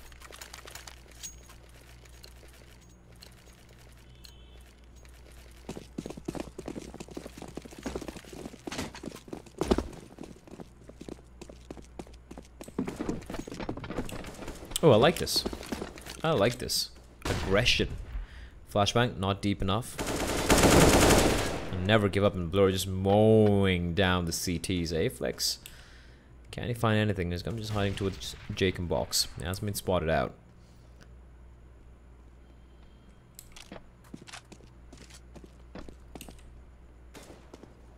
Macho finds what? Macho finds RSM, but able to be spotted out, and I think that's pretty much it. Macho doing a lot of work with the P250, but he will eventually fall. So Intensity Pune 5, 2 rounds in a row. How many more rounds can it string together? SRA will... They're going for a double eco. I won't lie. I like this. I like the fact that they're actually playing the long game. They know they need 2 more rounds. There's no need to try and force the matter. If they'd gone for a buy here, it would have been a pretty rough buy. It would have been like UMPs, maybe a FAMAS, maybe an M4, but no utility. So they're taking the time. They're like, it's okay. Let them win a couple of rounds. It's totally fine. Flashbang will pop. Caramel. Flashbang will pop horrendously. Too low. And Caramel is going to be like, thank you very much. He finally will be found out by A-Flex. A-Flex just pushing up, picking up the gun, as the Blur has found Major in the meantime. So they're going to be going for this B plate real quickly. Just clearing out all the angles. Blur. Just checking out what's happening over in checkers. And RSN looking to ensure that SRA don't save anything. A-Flex is going to be left alone, and RSN is on the hunt. What can A-Flex do? RSN should have a good read on this. There we go. He will find both the kills, and that is going to be Intensity Pune 5. They are clawing back into this game. There's 2 rounds separating SRA from from Intencity Pune 5. However, it is going to be the buy round coming from S4 SRA again. And bear in mind, Intencity have won only one rifle round. They won the pistol, they won 2 anti-ecos, they won another 2 anti-ecos right now, and they won that one, that one round against SRA's full buy. So they have been struggling a bit, quite a bit here. And now Major, his hands on his favorite weapon. And Dream's feeling adventurous. This could be interesting. Blur is holding a slightly off angle. Double aggress coming out from the CTs. All they need to do is just place a player towards Sunroom, and it's pretty much good. And never give up. Walks to his death. That's the bomb spotted out and dropped as well. Blur, that was some really bad miscoms. The angle he was holding, there was no way they would know. And Dream, he's not missing any shots right now. Finds RSN as well as negative Macho finds Camera. Flawless round, all off the back of some aggression from SRA. And honestly, that was a very, very weird round for Intencity Pune 5. I think it was Caramel, or was it Blur, who was holding towards T-spawn. He wasn't holding to see if they would cross on over to Sunroom. He was holding a way more passive angle, and his teammate walks out from B mains, into B mains from mid, with the bomb on his back, with no information that the CTs might have pushed up there. So that is such a huge fundamental mistake being shown Intencity Pune 5, and they get punished for it. They get taken down without taking any casualties on the without SRA taking any casualties on their CD side. And again, the double aggress I was thinking might happen, but no, instead they're going to be playing this a little bit more passively. Aflex running straight into Dream, and Dream hasn't budged. He's just holding this line like a rock. In the meantime, Major, all by his lonesome towards mid. He has been quite a force to be reckoned with. But it looks like it's going to be the B play. They're trying to sell something over at A bomb site, and RSN finds a pick. They can draw the rotation from Major. And the bomb's making its way there as well. In the meantime, Dream finds Blur, but this might just be the end here. They're just walking into the slaughter. Macho will burn alive. Actually, no, Camel will find him, but Major's still alive, and he is not missing anything. Finds one, never give up. What more can he do? It's a 1v3. He's made as a 1v1. He's got to get the bomb done. He still has time to work with. And here comes a Molotov, and that's gonna burn. Never give up alive. He's down to 36 HP from 100, I do believe it was. And he doesn't know where the second player is. He will get the bomb down.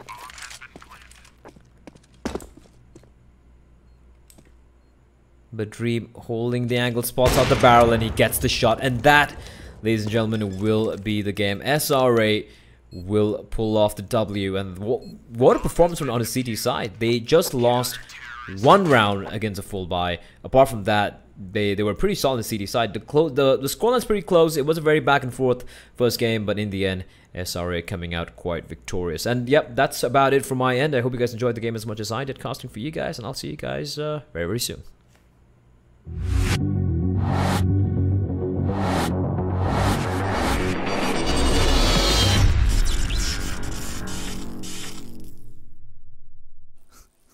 No. Welcome back to the studio segment, ladies and gentlemen, of the ESL India Premiership 2018 Summer Season Masters League. All right. Intencity Pune 5, SRA wins it. What a close game, 12-16 in favor of SRA. I mean, I did mention it was going to be a close game. It was just hard to predict which team would come out on top. You did mention that SRA had a really good chance, and it's all right for the analyst to be wrong once in a while, isn't it? Send a cam. Can we have the send a cam? Like, you know, the viewers would probably see what's going on.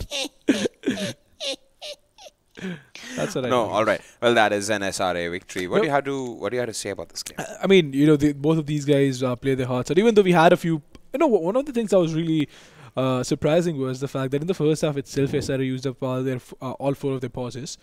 at least for the first half. And this wasn't even like midway through the first half itself. They must have had some technical issues. I'm pretty sure I mean, fine. I mean, that happens as well. But they took their sweet time to understand how the other team is playing, how Intensity Pune 5 is playing. And it was what was even more surprising is the fact that Intensity Pune 5 just did not seem like the team, right? We saw them play on Overpass. We've seen them play against Entity Gaming and the way they've played against them. And it just goes on to show the inconsistency that these teams have and the reason why they're not the top teams, right? Because even though these guys do have the required skill to play, and can we have the center cam, please? Continue. People want analysis. Continue. No, but there's a reason why when we compare these two teams or professional teams. Sorry, I was sorry. I didn't want to destroy the wire. Dude. Jesus Christ, judgmental prick. No, all right. Getting back to it. So, it's an inconsistency that I won't say it surprises me. It's just there, and that's the reason why they've not been known for such a long time. Even though they have some really skilled players, all of these other guys, but nonetheless, SRA came out on top. They made lesser mistakes. They played, they pulled off some really really good rounds. They showed the integrity, they showed the character, and they showed that they were the better team today. All right, I'm totally on board with that analysis there. For that point of matter, in case if you're wondering. I'm totally loving it. The position of power. PCR can't do anything. Analyst can't do anything. Only the host can do everything. You do realize for the LAN events, I'm the desk host, right? See, you're forgetting. You're the desk host / analyst. Oh, yeah. I'm the guy who's starting and ending everything. It all comes down to me. Aiden Smith from Matrix. Mr. Anderson. Surprised to see me. All right, we'll head off for a quick break here. DOTA 2 on the other side. Enough of tomfoolery.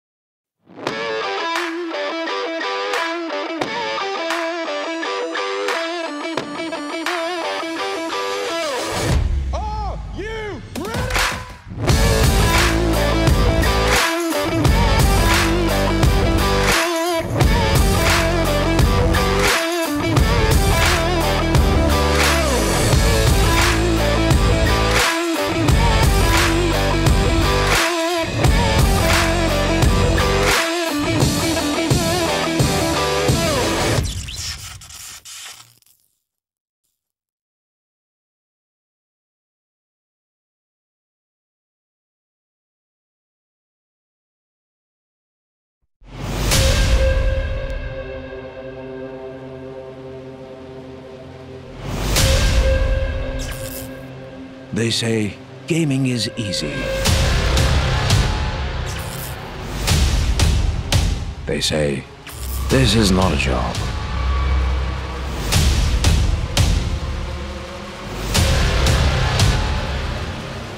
They say it's a waste of time. But we kept at it. Got better.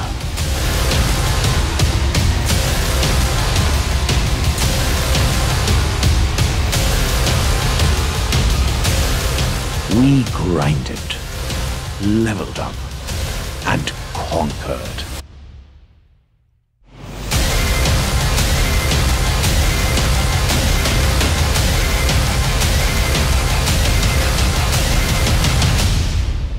We are gamers. We are the ESL India Premiership, powered by Omen by HP.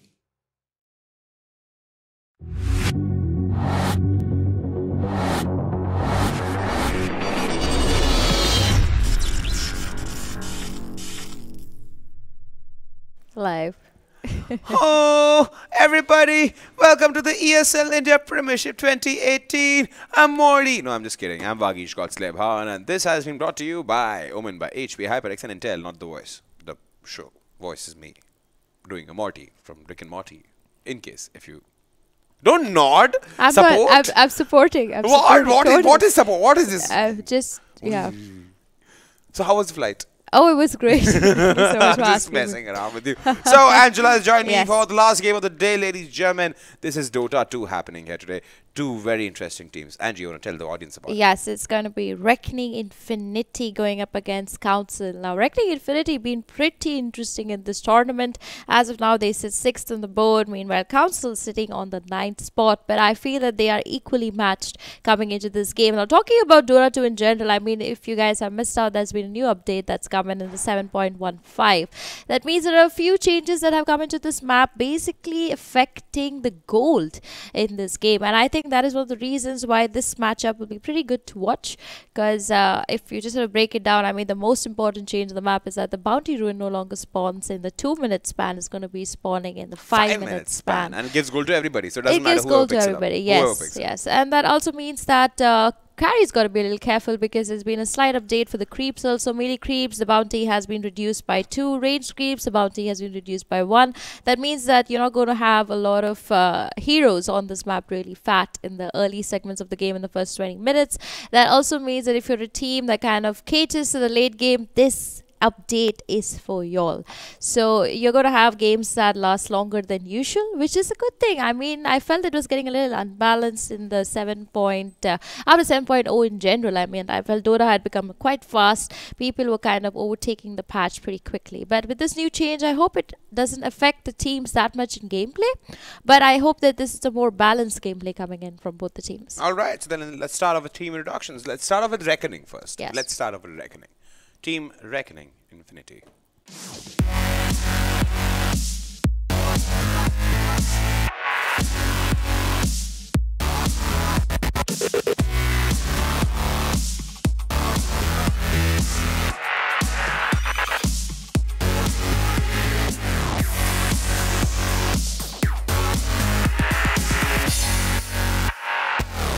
Alright, that's Team Reckoning Infinity for you guys, and they are going to be having a showdown against a team which is going to be, how would I say, pretty interesting. Yes. Pretty interesting, because they come from across our country's border on the east side. Yeah. I'm just confusing myself, because so east side is where they are, even though the state they're right next to is called West Bengal. Yeah. How ironic. West Bengal is in the east of the country. Wah! Wah! Clapping. I'm just kidding. I love the place. So they are from Bangladesh. They're called the Council. Let's have a quick look at the Council.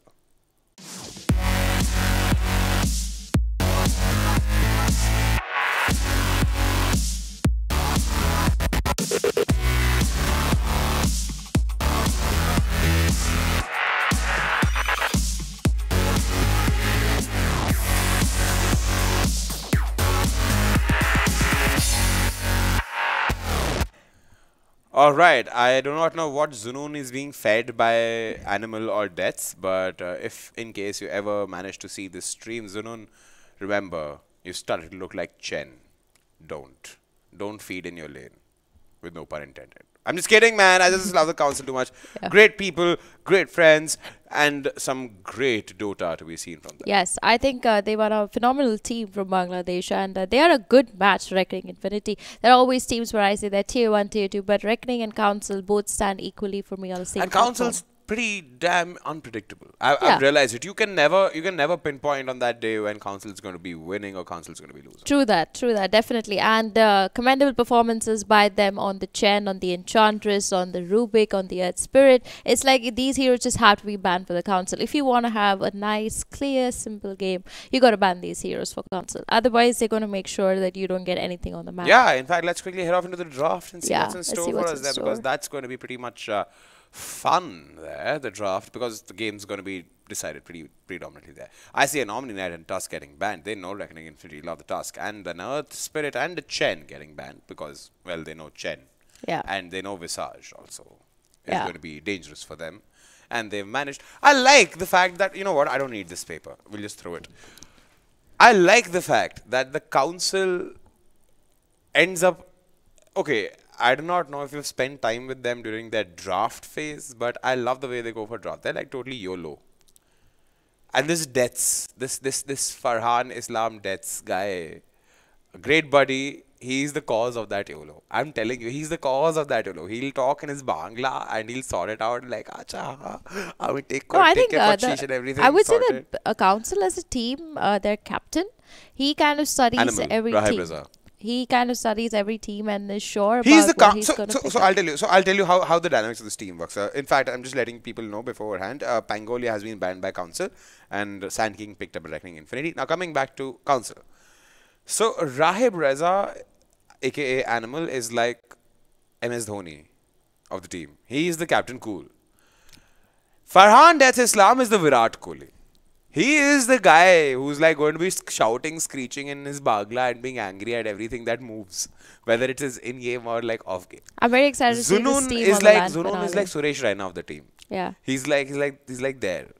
When Zunun's brother Len used to play, then he was like, you know, acha theek hai, main kaam karta hu, main Yusuf Pathan ban ke khelta hu. So the team you can literally like correlate them to like players from the Indian cricket team. In fact, the picks have happened, a Clockwork and a Skyrath Mage. About time we saw that Goshtan hero. Though devastating to see Council pick up that Skyrath Mage because they're so good on that hero. And I've seen this player play about 3 pages of just Skyrath Mage and make his way to wherever he stands as of now on the board of Divine 4, Divine 5, wherever he stands, I don't know, but it's all through the Skyrath Mage pickup. So he's looking very confident on that hero. While we talk about Reckoning Infinity, they're going to pick up the Death Prophet for themselves in the mid lane. Also, they're going to pick up the Scam King. Now, this means Council also wants to pick up their secondary support. Did you just call him the Scam King? The Scam King. Did you just call him the Scam King? He's like a Scam King. He's always there. I mean, he's in every single game.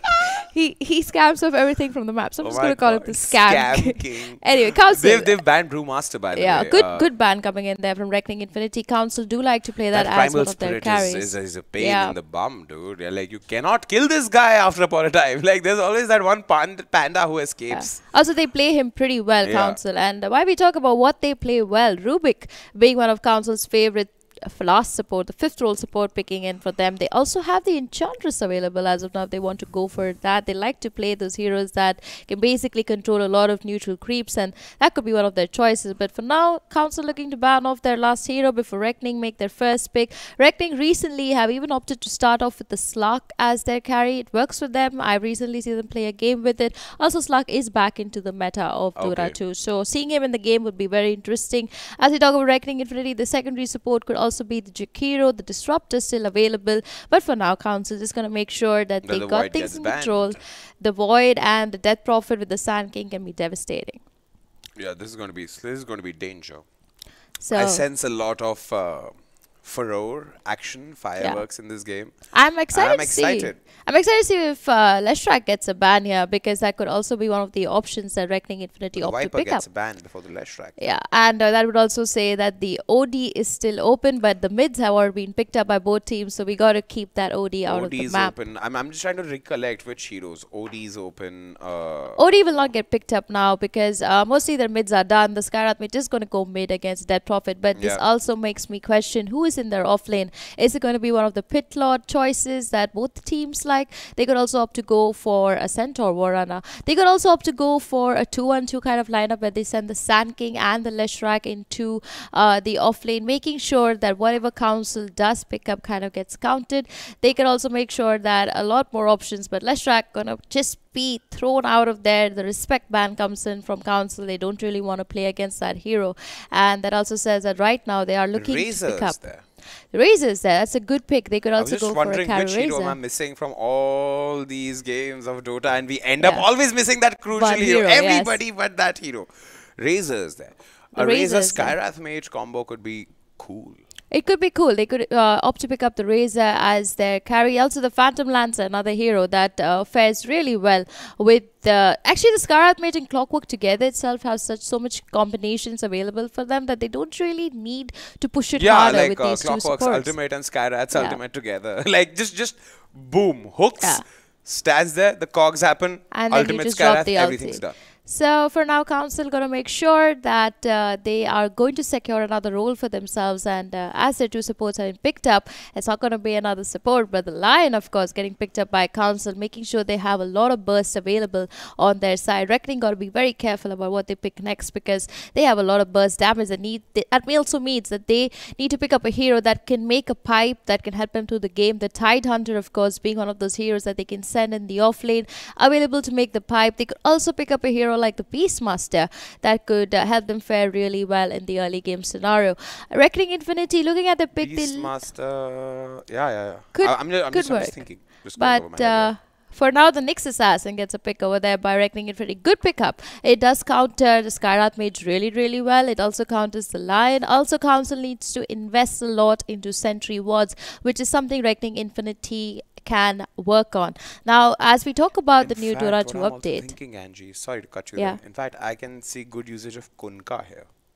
It worked for them in yesterday's game for Katsuki. I mean, sending the mid Kunkka worked for them, but since they have already secured their mid, Kunkka would be one of those options that they send him as a carry, which could work for them. But there are right now so many better carries in the meta that they could opt for it, undoubtedly, but there are better options. And also adding to this patch, there has been a change in price for Observer wards. They're no longer 80 gold, they're 75 gold. Yeah. Also, the cooldown for the wards has been reduced, so you will see more wards on this map, which is really needed. Vision.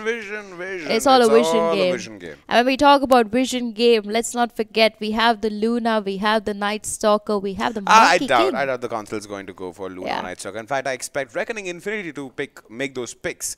I expect a Council to go for a tried and tested roster here. Wow. And the Sven. I love that pickup. I love that how Sven is back into the meta. He's one of the strongest carries. This also means that the Lion can really continuously stack up for the Sven, so he can get his early items up and running. He also gets a lot of extra bounty by every stack Sven takes. If I can change that in a new meta, that means that the Lion benefits from it equally as much as the Sven, which means that the Lion is going to be pretty busy this game stacking up for Sven, while Sven is just going to make sure he's going to get so tanked up and so much pumped up with damage that he's basically going to demolish Reckoning Infinity if there is a 5v5 fight. Do you think Reckoning Infinity could do well with an Ursa?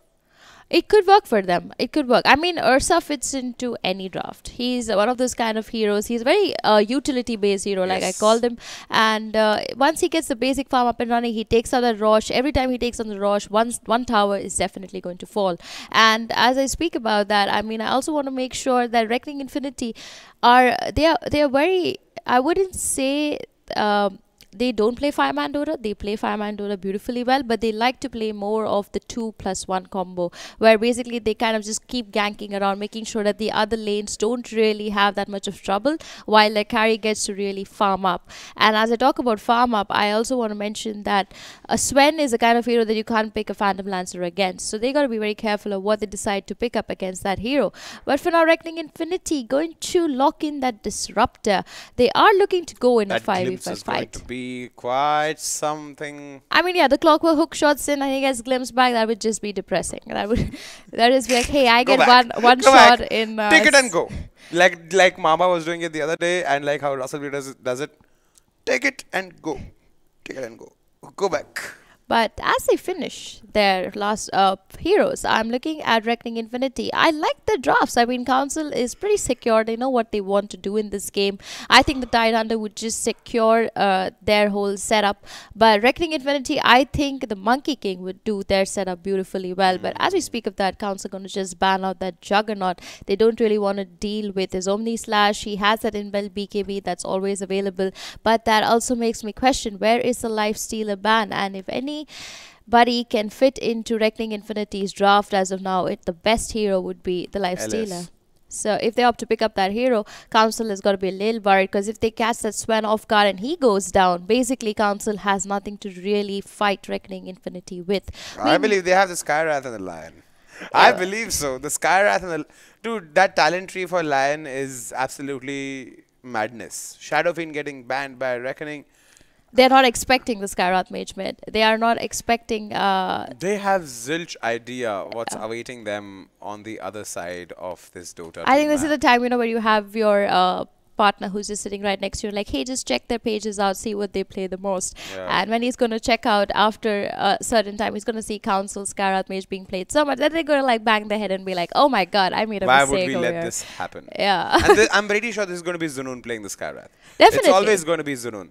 Definitely. I think he should be. If there was a sequence in Dota where you could just rename characters or heroes, I think we should just name Skyrath as Jin. That's it. Exactly. Just put him over there. I think I would give it to Chen. I think Jin should be. So Chen used to be played by Zunoon's brother Len. Okay. This is so confusing. They're both twins, by the way. Okay. So Zunoon is like the Skyrath Mage guy, and Chen is his brother. Okay. They both fantastic players. I mean, both fantastic players. People confuse them often. As I see this draft, I mean, Reckoning Infinity, thinking a little bit about what they want to pick as their carry, as if we're just talking about blind picks here. It could be the Luna, it could be the Lifestealer, and it also could be, as we talk about it, the Phantom Lancer could also work for them, but I doubt they will go with that pickup. The Lina, a little too squishy for terms of Reckoning Infinity. The Terrorblade, of course, yeah, he does have the nerf available on him, but or still, an anti-mage. Or an anti-mage. I'm waiting to still see an anti-mage. I've kind of given up hope now that there's going to be an anti-mage. But yeah, if they pick up, oh my god, it's gonna be a Lifestealer. So yeah, the first choice, always the best choice, works well with an Infest Bomb. The Sand King and the Lifestealer going to be in a devastating combination with the Nyx Assassin scouting out their gangs for them, the Death Prophet taking down the towers, while a Disruptor making sure that everything works in place. Reckoning Infinity looking very secure in their draft. Meanwhile, Council on the other end, they have their mid, they have their two supports, they have their carry, and last but not the least, they're looking for their final off laner. Now this could be a Doom, this could be a Tide Hunter, but both of them, are they going to be able to survive the push and all the pain? But as I speak of that, the Ember Spirit gets picked up over here. I am a little worried, I actually. really like this pick. I'm not really happy with it, to be very frank. I mean, the Ember, the Sven, they both are heroes that need farm. Sure. And the push, yes, Ember can push exceedingly well, but when you have heroes like a Nyx Assassin scouting your gangs, he knows where the Ember Spirit is going to be at all times, and if they take down the Ember Spirit first, it's a 4v5 coming against Reckoning Infinity. Also, the Ember Spirit with the Sven means they both will have to share farm, and after the 7.15, it is difficult to get so much farm on the map, and I hope that they can pull it off, because if they pull it off, Council is going to do fine. It's going to be a longer game. I don't think it's going to be a very long game. I think it's going to be about 30 minutes for me. Reckoning has a very sorted mindset. Yeah, 45 to 30. It all depends to also how many mistakes are made in the game. True. And how many Roshan fights actually go wrong and right for both the teams. But just looking at the draft, I would say the Reckoning Infinity have a more controlled lineup, while Council with that Ember Spirit, I hope they have the magic, because if they have the magic, they'll be able to do something like they always do with their Chen and their I'm glad. I believe that Reckoning should have actually gone ahead and picked up an anti-mage in this case. Now that they have an Ember, now that they know that they have a Lion, they have a Skyrath, an anti-mage could have worked so well for them. I believe it could have, but like Reckoning, I always say they like to play the two-man, kind of just make sure everything goes right. But when it comes down to plain 5v5 fights, I think Reckoning Infinity have the stronger lineup according to the draft. All right. But that's about it. Let's see if the stronger lineup, according to our pro analyst, stays, or is it going to be Ember Spirit all the way? Over to the game.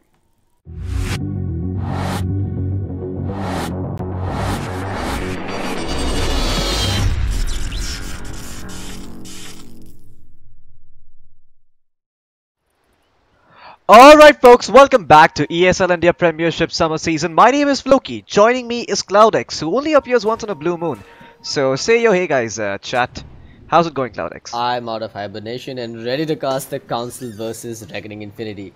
Both teams, I think they've had mild success in the ESL India Premiership so far. The Council, sort of the veteran teams in this particular matchup, while Reckoning Infinity, I want to call them the new kids on the block, but they've been around for a while now, and they have proven that they've got what it takes to go toe-to-toe versus some of India's best. I'm excited to see how this one plays out. Whose draft do you like more going? And do you like Reckoning Infinity? Do you like Council, or do you think it's even? I like both. Honestly, I can't say that one draft is better than the other, but what I'm really fascinated by is that the Council has gone back to their roots, picking up the Skyrath Mage. One of their signature picks, in fact. We saw them run it all through last season with some great success. And I'm happy. I like seeing them fall back to what they're comfortable with, playing true to their style. What I'm not happy about though is the fact that they're running two heroes that are closer to the 5 role than the 4. But they're going to be running an offensive tri-lane with this, with the Sven, the Lion and the Skywrath Mage. Now, I get that the offlane is, well, Ice Rogue has made it such that the offlane is absolutely disastrous to deal with, but it looks like Council's response is to simply send 3 heroes down there, which kind of get behind.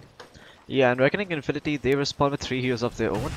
I do think I like the Council's tri-lane a bit more, especially because you have so much disable and so much damage from these 2 supports. But you can get turned around just as easily. The good part is that Skywrath has a lot of movement speed, so for him to die, it's really going to take the lifestealer slow or a glimpse back. Yeah, I guess the real issue here is that when the lifestealer does get that point in the rage, it's going to be immune to most of the Skywrath's damage for the duration of the rage, which means that it could be quite easy for Reckoning Infinity to turn things around. We've also got to remember that Nyx Assassin is fantastic versus mine. Nyx he's fantastic at dying, if anything, and giving up first blood. Yeah, good save. Yep. Yeah, I was just about to say Nyx Assassin is fantastic versus heroes like the Skywrath Mage that really rely on that huge mana pool and a bit of intelligence to work with. If he gets some early points in the mana burn, it's going to be quite a pain to deal with. Yeah, but I think the mana burn might be a big commitment, especially in an aggressive tri-lane. I really want to have the Carapace because it enables you to escape, and Vada is going to be okay. The Impale, I don't think it connected. Anyway, I'm going to bring down the last hits and I hope production does so as well. Meanwhile, bottom lane, looks like there is an attempt onto Animal's life, but Animal's going to stay alive for a little while longer with a spike. And that's the end of the aggressive shenanigans from Reckoning Infinity. Moon running that open wounds instead of the rage. I mean, there was no kill opportunity without the open wounds, and clearly there was none without the rage either. He needs to get to level 3 before he can think of making a play like that. Yep. Who do you like better scaling towards the late game? Do you think that Sven scales better or is it the Lifestealer? Because I've been having debates about this myself. I have seen Lifestealer outcarry a Sven. I mean, I don't think it's a one-on-one battle per se, so I'm not sure if, you know, it's fair to say that one's better than the other. Sure, if it's a one-on-one matchup, I'd probably give this Sven the upper hand, primarily because of the armor boost coming out from Warcry, and of course the disable that he's going to get after inevitably surviving through 6 seconds of Lifestealer's rage. But yeah, in the overall scheme of things, I'm a fan of the Lifestealer here because he's got that vehicle in the form of both the Sand King and the Nyx Assassin, and getting the jump on any of these squishy supports on the side of the council could really open up a lot of space to take objectives, for which they've got the Death Prophet. I agree. I think while taking objectives is really that Reckoning Infinity is something good at, they're gonna have to win this aggressive tri-lane to really make that shine, because if Lifestealer doesn't find a lot of farm, they're gonna have trouble getting the damage off with the Sand King. That's really the win condition here. If they can take this lane and sort of cruise through it in the early stages, I think they'll find themselves very comfortable in the mid and late game stages. There's also but for some strange reason, Len seems to be doing fantastically well versus Riha on the Death Prophet. This really should not be happening. I think Death Prophet has significant upper hand in this lane. Yeah, I think with the level 1 Spirit Siphon, she's really good against Ember Spirit, but you have to remember, the Crypt Swamp can't really dispel off the Flame Guard at every level. You're gonna need 2 of those in order to be successful. But it's not just that. I mean, Death Prophet's got 77 base damage. That's significantly higher than the Ember. Add to that the fact that Death Prophet's ranged and... Hold that thought, bottom lane. Looks like Avada is gonna end up dropping the kill, going the way of Jin. And now Sven stunning up the Lifestealer as well. He has the open wounds. He really wants to find Animal, and I think he might be successful. A 2-man Impale halting the advance though. The Nyx Assassin moving forward finds the kill. Is Moon gonna pay for it with his life though? That's the question. Pops the rage, starts running behind it. Death has another Stormhammer. He really wants to go get this kill, but yeah, he's gonna have to back off now. And Jin might pay for it with his life, yeah. I mean, a bit too far forward there by Death's costing his teammate his life there. That was totally worth it for Reckoning Infinity. Moon's even got himself some shared tangos. He's even picked up that magic stick now to deal with now Sven looks like he could be in trouble. I mean, he has a Warcry, but I don't think it's gonna help him survive this early on in the game. Turns out the Stormhammer, it hits onto 2 heroes. It might just keep him alive for a little while longer. The Thunderstrike should take him down, and indeed it will. But is Avada gonna pay for it with his life? I think that's the question. The answer maybe no, because the Impale from the Nyx Assassin actually ends up connecting, but Animal is here as well. He's trying to find the spike. You can see him moving around. He's thinking of who he should toss it out on. Tosses it out on the Nyx Assassin wisely, because Nyx is the hero with the stun. Reckoning needs to disengage from this bottom lane, and they will do so. In fact, Avada might even want to consider just going back and popping that shrine alongside the Nyx. Yep, certainly a possibility. Around here on such low HP. Yeah, and Death Prophet in the vicinity. Death Prophet is actually taking a base trip in this lane against Ember. I'm not sure what's going on here. How did that even happen? I'm not sure myself. Moon, okay, he dropped the Shed Tango there. I thought he's just dropping his items for some silly reason, but it's not that. He's a nice kid. Avada, I mean, he stayed around for too long. We yeah, called this out. He should have headed back. Yeah, he's gonna end up dropping, and now Jin might be in some trouble. He has the Warcry armor helping him out, but he's gonna get blocked in by the Lifesteal and the Nyx Assassin. But now finds his way out, and Animal secures his retreat. 2 points in stun and 1 point in Hex, no point in the mana drain. So looks like they favor aggression a lot more than anything, and I think the bounty runes did get picked up by Jin, so Nyx is not going to find anything. Neither will he find the power-up rune, and now Jin knows that the rune is spawned top. So Len can go for it, has an empty bottle, but Riha's going to find it first, looks like. Interesting top lane we've got here. Both offlaners that are good at dealing with the melee heroes up against them. In this particular situation, it looks like the Clockwork is coming out on top. He's got 12 denies up against the Sand King's 4. He's got the creep wave under his tower as well. And he also got a kill. Yep, he also got the kill on Sand King all by himself. So that sort of sets him ahead. But the Sand King, this is what he's doing. He's pulling the creep wave to the jungle cap, and he's trying to deny it so he can sort of halt this Clockwork's farm progression. Yeah, decent play coming out from him. Unfortunately, the Wild Wing Ripper is probably going to go in the hands of Susmoy. Yeah, he's just going to commit. Never mind, he doesn't. Yeah. That's okay. He tried. It's the effort that matters. It looks like Riha is about to lose his life here. What? Mid lane? Okay, looks like indeed he is. Jin was here, and Riha does end up falling to Len as well as Jin. The brothers. Essentially the second death on the Death Prophet. I mean, at this early in the game in an Ember versus DP matchup, I count a base trip as a death itself. Okay, Moon just rages and dodges the Storm Bolt there. Now, Kirk is here, so they have kill potential, and he's gonna just start channeling the epicenter. Okay, and he cancels it! And he starts a creep! Amazing plays coming out here by Council, and Kirk, not so amazing plays coming out by him, in fact. He's gonna have to back up after whiffing the epicenter and the powder strike. That's just poor play from Kirk. I mean, I don't want to sound ragey, but Moon, he's gonna be in trouble. Susuma is gonna show Reckoning Infinity how it's done, and it's with a hook shot straight to the face of Moon. Moon gets silenced up, but he's juking in the trees. He's gonna actually be able to stay alive. But the stun coming in from Deaths once again. They managed to find the disruptor. Susmoy, no, never mind. It was Jin who pick up that one, and now Sand King's gonna get hexed up. Moon is just gonna rage TP out. Realizes this is not his lane. Look at mid though. Oh my god, mid once again. Looks like this time the Death Prophet getting a bit heavy onto Riha. I mean, the Death Prophet getting a bit heavy onto the Ember Spirit. That's Riha getting heavy on Len. This Reckoning Infinity squad is looking completely shaken at this point. They're not on the same page. They're engaging and disengaging really sloppily. Sure, you know, mistakes happen. You can probably look past what the Sand King did over there. But then, even when they went back under the tier 1 tower, there was a moment where Moon and Sand King decided it's a good idea to go running back 2 versus 4 under their tower.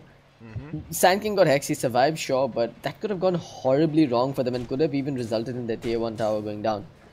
Oh, wow. I mean, they've really got to calm down. They've really got to slow down the pace of this game and find some room on the map to farm, but clearly the Council is giving them no breathing room whatsoever. Yeah, I mean, he's gonna get hexed up and silenced as well, just ends up blowing to Susmoy and Jin.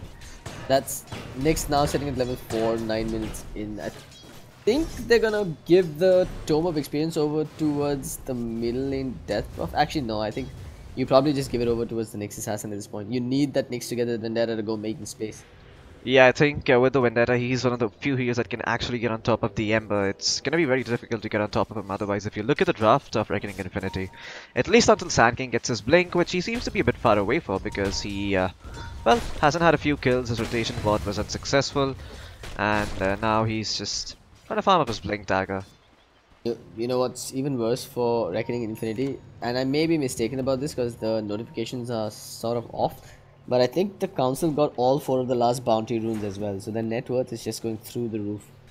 Oh yeah, I mean, bounty runes in this patch, like already, you can just feel the difference. They make all the difference in these pro games because you pick up one bounty rune that's nearly 800 to 1k worth gold your team is getting, and once again they're gonna find both bounty runes.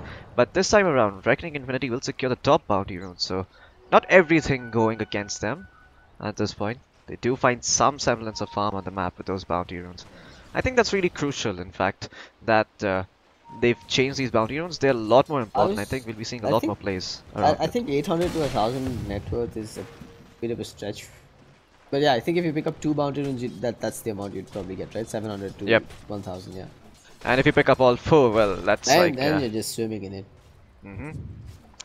That's the good thing about those bounty runes. So map control early on does get rewarded a lot. I think heroes like Sand King really excel at this. They can just stand at the rune. Nothing can really stop them. You can just power strike, pick up the rune and get out scot-free most of the time at least. Up top, looks like they've done a bit of a lane swap here with Deaths moving up top and Jin standing next to him under cover of his... Oh, I heard an infest. It was Moon. Using it aggressively to farm up may not be the best idea, especially when Jin is smoked up in the vicinity. Deaths is trying to find the stun, but Moon has the rage, so I don't think he's going to go for his life. Jin is going to reveal himself, though. I think Reckoning are doing the right thing now. They've kind of slowed things down. We haven't seen a death in a while. Nyx has just gone farming and leveling, and now he's with the Vendetta. It's crucial that he makes a successful play here. And they know this as well, which is why you can see Avada and have both getting in the middle lane. Yeah, he's actually gonna get he's gonna silence up the Ember Spirit, and he's also gonna get stunned up. Now Jin is gonna come in with the concussive shot. He silences up the Death Prophet, so she cannot put any more damage. The hook shot, missing on 2 heroes, but connecting on the backlines of the Sand King. But the Cogs pushing 3 heroes back, and now Rhea looks like he might be in some trouble. He has an extra Spirit Siphon charge. There is no Finger of Death on Annabelle, so he can't pop Rhea. But well, at least they managed to disengage and save Len's life. No good. That is no good for the council, for Reckoning Infinity, because I mean, you know that the council is going to come for you. Considering that the exorcism is down and a whole bunch of spells were blown there by Reckoning Infinity, you know that the council is going to try and make a play. Especially given that this Ember Spirit is pretty much done with the Blade Mail already. 12 minutes in, he has a lot of farm. I hope that they drop down Network to show you production. I think Nyx is done for. Oh yeah, Nyx, he's definitely done for here in this top area. He's trying to throw out the Impale before he dies. He's going to be successful in doing so, but what's it even going to change? Looks like Moon is going to be in trouble. He doesn't have a TP, and that might just end up costing him his life. There is Animal on the backline. The spike connecting perfectly, and now Death follows up with the Storm Bolt. Riha, he's trying to clean up onto Susmoy, but Susmoy with the cogs is actually going to push Riha back and make it out to safety. 10 to 3, Reckoning Infinity getting screwed here. Now in middle lane, Avada goes and gives his life up to Len. I mean, Len just dived tier 1 tower straight up, like he has no fear. Nyx Assassin, he did see him die in the top lane, so I think that might be the reason for the aggression. And this is what they're going to be seeing a lot more of Reckoning Infinity. The Ember Spirit has had a good start. He's one of those heroes that goes around the map killing other heroes with the help of his allies. And Scarlet Mage, really good setup with the change into the Mystic Flare. You also have the Cogs or the Lion Spike to follow up. So I think this is going to be a really strong roaming trio from the side of the council, while Sven can just farm up and the other hero can just split push. Just really playing that sacrificial role for the most part, but he's making progress towards a Yule Scepter slowly but surely. Now he's going for Blade Mail on, going for Riha. Yeah, and but the Ember Spirit is actually done. Thank you with the Flame Gun. It's finally going to end up dropping, and now Susmoy with the hook shot onto his own ally, but he's going to get glimpsed back, so not going to be too happy about the whipped hook shot. But Len, that extended Sleight of Fist, finding the kill. Very cool stuff. Oh boy. Just ensuring that the circle for the Sleight of Fist connects on just the range creep as well as the disruptor in there, so that's a guaranteed saving chain. Yeah, and I'm actually quite surprised that he saw the disruptor. That I was quite sure he didn't see the disruptor, so he's not going to go for it. Right? He was spotting the cogs. Oh. Okay. Oh, look I mean, at he this, made it man. back. That's just cleaned up an ancient stack as well while all this is happening. Just efficiency across the map coming out from the council. Oh yeah, I didn't catch that, but I do see that ancient camp there. That's... Well, he had a bit of a slow start on his Sven, I have to say, because he wasn't getting the most out of top lane. Animal, he's trying to survive. He just popped the spike, and now with the Hex, he's looking to TP out, but I don't think he's going to be successful. Kark has another Butter Strike, should find the kill. Animal, oh, he actually jukes Kark by the skin of his teeth. Animal. How is that even possible? Oh man. That okay? I want to say that's like 10% skill and like 90% luck. Nah, it's just 10% skill. If you know that song by never mind. I tried. Brownie points for me. That's like you said, he's been clearing up ancient stacks and he's been left unchecked. This could be a problem for Reckoning Infinity because he's just looking to accelerate his farm with the Sanj and Yasha. What do you think of the Sanj and Yasha pick up this game? For this win? I like it. I think you got some fairly mobile. Never mind. Okay, I mean, I'm missing kills. I'm not watching Len.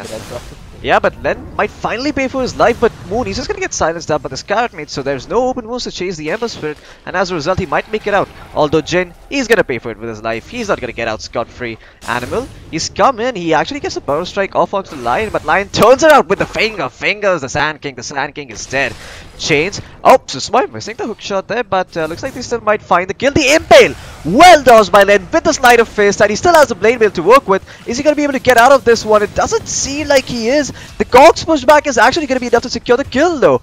And somehow, the Council, 15 minutes in, they managed to find a 4-man wipe from Reckoning Infinity, only losing Jin and Len. Yeah, I mean, sure. That's bad. It's horrible. We were expecting Reckoning Infinity to be the ones taking towers in the mid game and sort of dominating team fights, but they're just getting run over here. The Blade Mail pick from the Ember Spirit it's working. I have to say, there's a real deterrent when you try and go to work on the Ember Spirit that he's just going to end up hurting you long enough for the Sven to come in from behind and clean up. But little do they know, Sven is just, he doesn't give a damn. He's just farming on the side of the lanes, pushing out waves, farming the jungle efficiently. We haven't even seen his final form yet. Oh yeah. I mean, this is a Dets who has been just planting those crops for now. He's gonna harvest them later into the game. Just a guy who likes farming a lot. X coming in, yeah. Okay. They have a sentry ward. I mean, but detection on animals. So oh, I think they might have seen him with the true sight range. They definitely saw him going through the trees with the true sight from the tower. And, well, iced. He's now heading towards the mid lane where the tower is standing once again. I don't think he's going to find any kill because, well, I mean, you can see Council are grouped up. This is how they like to play. But Susmoy, he might get greeted by the next assassin. But in fact, the hook shot with the wards, counting it out, setting up for the perfect hook shot for Susmoy. The epicenter and glimpse! No, that's not how you do it. Reckoning Infinity goofing up big time, and the Clockwork still surviving through all this damage coming in from Moon. Meanwhile, in the backline, Animal finds a 2-man stun, halting the advance of Reckoning Infinity. Exorcism is going to get popped, but how is Riha going to survive when there's an angry Sven running at him? Well, that might be the answer. You throw the Burrow Strike, you throw the Impale, and you actually start killing off the Sven with the Spirit Siphon, and it's going to be successful. They find the Sven down for the count. Len, he did manage to clean up the Nyx Assassin, but now I think he probably has to tuck tail and run. Disruptor has the Static Storm, also has the Glimpse. The Remnant Dodge is there! Len with the plays, making sure Reckoning Infinity don't even find a morsel of kills. And now, looks like he's going to force them to shrine up at the very least. But the Council, you still chase with this? I mean, you only have 3 heroes up, and Reckoning Infinity, they have 4. I mean, Nyx Assassin is coming back to this fight in 3 seconds. Is he going to get silenced up? Len, he uses the Sleight of Fist, has it running out, but I think he might get silenced. Nope, the silence is on cooldown, and Ember Spirit actually makes it out scot-free. Jin, he's not going to get slowed because the Lifestealer doesn't have the open wounds, and with that, I think they might just disengage on the side of the Council. Wait, Nyx Assassin, really fine the Scarlet Mage? Nope. Jukes the Impale to the right, and now Death Prophet might be in some trouble. She has the Yule Scepter, the Ancient Seal. The Yule Scepter just coming back off cooldown, enabling her to survive for a little while longer. The Arcanop still chasing him, is going to find the kill. And Sand King just using his Sandstorm trying to survive here, but the dust is available from Jin. He carries detection, and he's going to find the kill. The next assassin, he's going to end up dropping as well. Len finding a double kill in this early game, going for the Battle Fury build. I think Kark redeemed himself for the most part in that fight. He did end up getting he got a really clutch Burrow Strike closer towards the middle lane, right? You had the Sven dropping the Storm Hammer onto 2 heroes and then coming running at them with the I think it was God's strength. This area where you're talking about. He came right like this. And he got the Burrow Strike off, stopped the Sven in his tracks, and that's basically what's set up for Reckoning Infinity to turn it around. Unfortunately, they really overextended in that last fight. Yeah, I think so. And like, think about it, the fight started over here and then it extended all the way towards the bottom tier 1 tower with a little bit of nonsense happening closer to the shrine as well. They should have just disengaged after they got those first 3 kills. Oh yeah. I mean, this is classic Council, you know, they don't like to back down. Those are the kind of guys that who just go in and never go out, if you know what I mean. Oh, I was actually talking about Reckoning Infinity overextending. Oh, Reckoning Infinity? I thought the Council overextended I think because they had 3 heroes dead. I think the Council played them because of Reckoning Infinity overextending there. I think Council ended up getting a few more kills. But okay, looks like that Observer Ward might just pay dividends again. But unfortunately, they've been spotted by a Radiant Observer as well. Lane, however, he's made his way towards the bottom lane. Yeah, he sees Kark. He's actually going to manage to find the Jhin straight in with the triple remnant, not stopping, and the blade mail finds the kill with the help. But that's slightly weird in all honesty. If you have the Flame Guard, you don't really take any damage from the Burrow Strike. So how do you reflect back the damage from the blade mail? I think you're free to damage is game calculated before any kind of reduction. That's I see. Blade mail is That's unexpected. I didn't think he would find the kill there because of the Flame Guard, but he does. Next Assassin, he's eyeing up Jhin, but his brother's backing him up there. Len is there. Disruptor just dropping the kinetic field there. I think he's gonna get jebaited by the illusion, but he sees a real Ember Spirit now, and he should not get jebaited. Next Assassin, still looking for the stun. Reckoning Infinity are coming, and it looks like the Council, they're aware of this. They're starting to back off, fall behind, and just take it safe. While Death's, where is he? He's just farming ancient camps. I mean, cleaning up ancient stacks after ancient Blink stacks. Tiger's on the way as well. Eventually he's gonna have Blink BKB as well, and that means that the Sand King's efficacy is just reduced. They don't really have anything to go through Magic Immunity, or at least no disables to go through Magic Immunity. It's gonna be a real problem for Reckoning Infinity. Really, Council just has to slow down, farm, and keep doing what they're doing right now, and eventually they'll win. Yeah, I think the Sven is gonna hit a peak with the BKB and Blink like you mentioned. But looks like Council, they are gonna not take your advice and in fact pop a smoke of their own, look to find someone in the jungle. And they do spot out Moon. Moon could be in some trouble. He's gonna get hexed up. Wait, what? The hex was on a creep animal. Oh no, that's not how you do it, my friend. And now the smoke can gone horribly wrong for Reckoning Infinity. What? The finger on the Carapace Nyx Assassin. That's not how you get the kill, but Jhin is gonna show him how it's done with the Arcane Bolt there. He might end up paying for it with his life though, because the Life Stealer has rage, and yeah, he's gonna rip through the Jhin Skyrat Mage, and indeed he does. While I was talking about all this, yeah, the Dead Prophet actually ended up falling in. Now Len, styling over Disruptor, just goes in with one Remnant and goes out with the other. Man. They also got top tier 2 Anakin on the Dead Prophet. Across the map, I'd still say it's an advantage that tilts in favor of the Council. I mean, 13k networks lead. I mean, it's obviously tilting in the favor of the Council. I'm actually curious to see how how Reckoning Infinity are going to come back in this game, in all honesty. They have the Infest Bomb with the Sand King, but I don't think it's been working out for them. They haven't really been making the aggressive moves. The Death Prophet, she doesn't have the best amount of farm. She only has a herd in you, so you still have to be quite afraid of the Sven. He's just going to come in with his God's Strength, start punching away at you, and there's not much you can do. More importantly, the absence of BKBs on the side of the absence of a BKB on that Death Prophet means that the moment she drops down from the Yules again, the Skyrath Mage is just smacking his lips waiting to go to work. And if it's not the Skyrath Mage, Len's gonna probably control him up with that extra Searing Chain duration that he's skilled up as his level 15 can.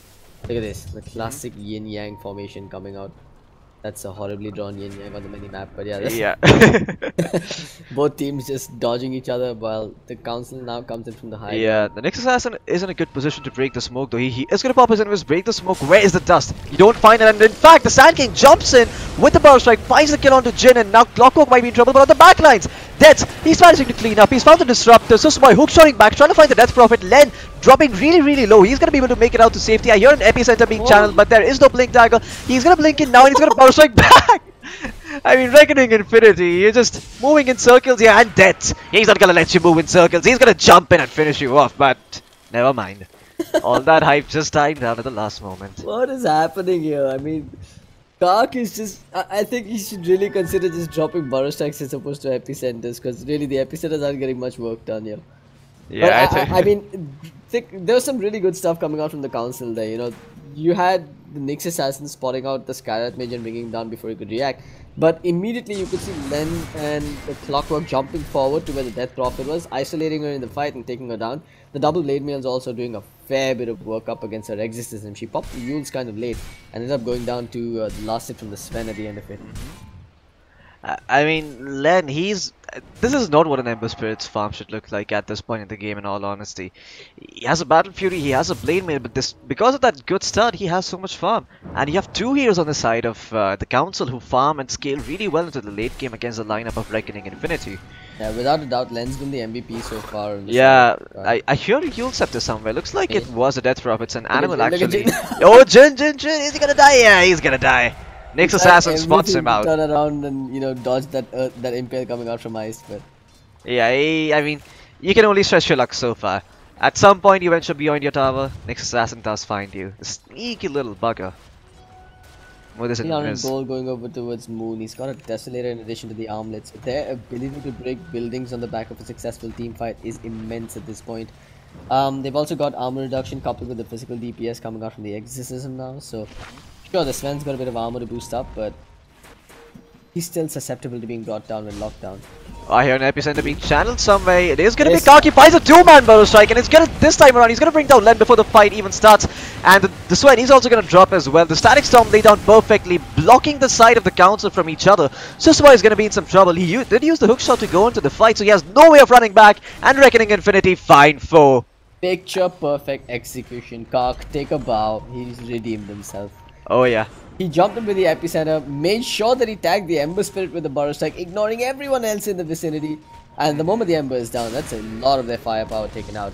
And here's what we talked about. They haven't even used the Exorcism. So after taking the tier 1, it's a straight up push into the Rosh pit. With the death of the Exorcism, they're going to get the Aegis, and they are right back in this game. Yeah, you just need to pop the Linkens to trigger the open wounds. There we go. Everyone's going to heal back up, feel good about themselves. And once they have the Aegis to work with, there's not much stopping the side of Reckoning Infinity. They can just go back, shrine up. Kark, he can just go in once again with the Infest from the lifesteal. They actually seem to be having a hard time bringing down Roshan because Nyx, well, he tried tanking Roshan and dropped pretty low. But Moon is going to find the Aegis. The Death Prophet now actually finding some semblance of farm. She's actually queued up the Coast Scepter. What do you think about this item pickup? I don't know, man. I'm torn. On one end, I think she needs a BKB, and on the other, she is worried about the Sven. Yeah, I think the BKB would have been better. Well, why not go both? BKB as well as Coast Scepter. I mean, magical and physical immunity. Literally invulnerable. Might as well, right? Yeah, I think the Aeon Disc wouldn't be too bad this game in all honesty. Oh, yeah. Because the Aeon Disc is something that gets picked up very often by the Mineski Moon, not the Reckoning Infinity Moon.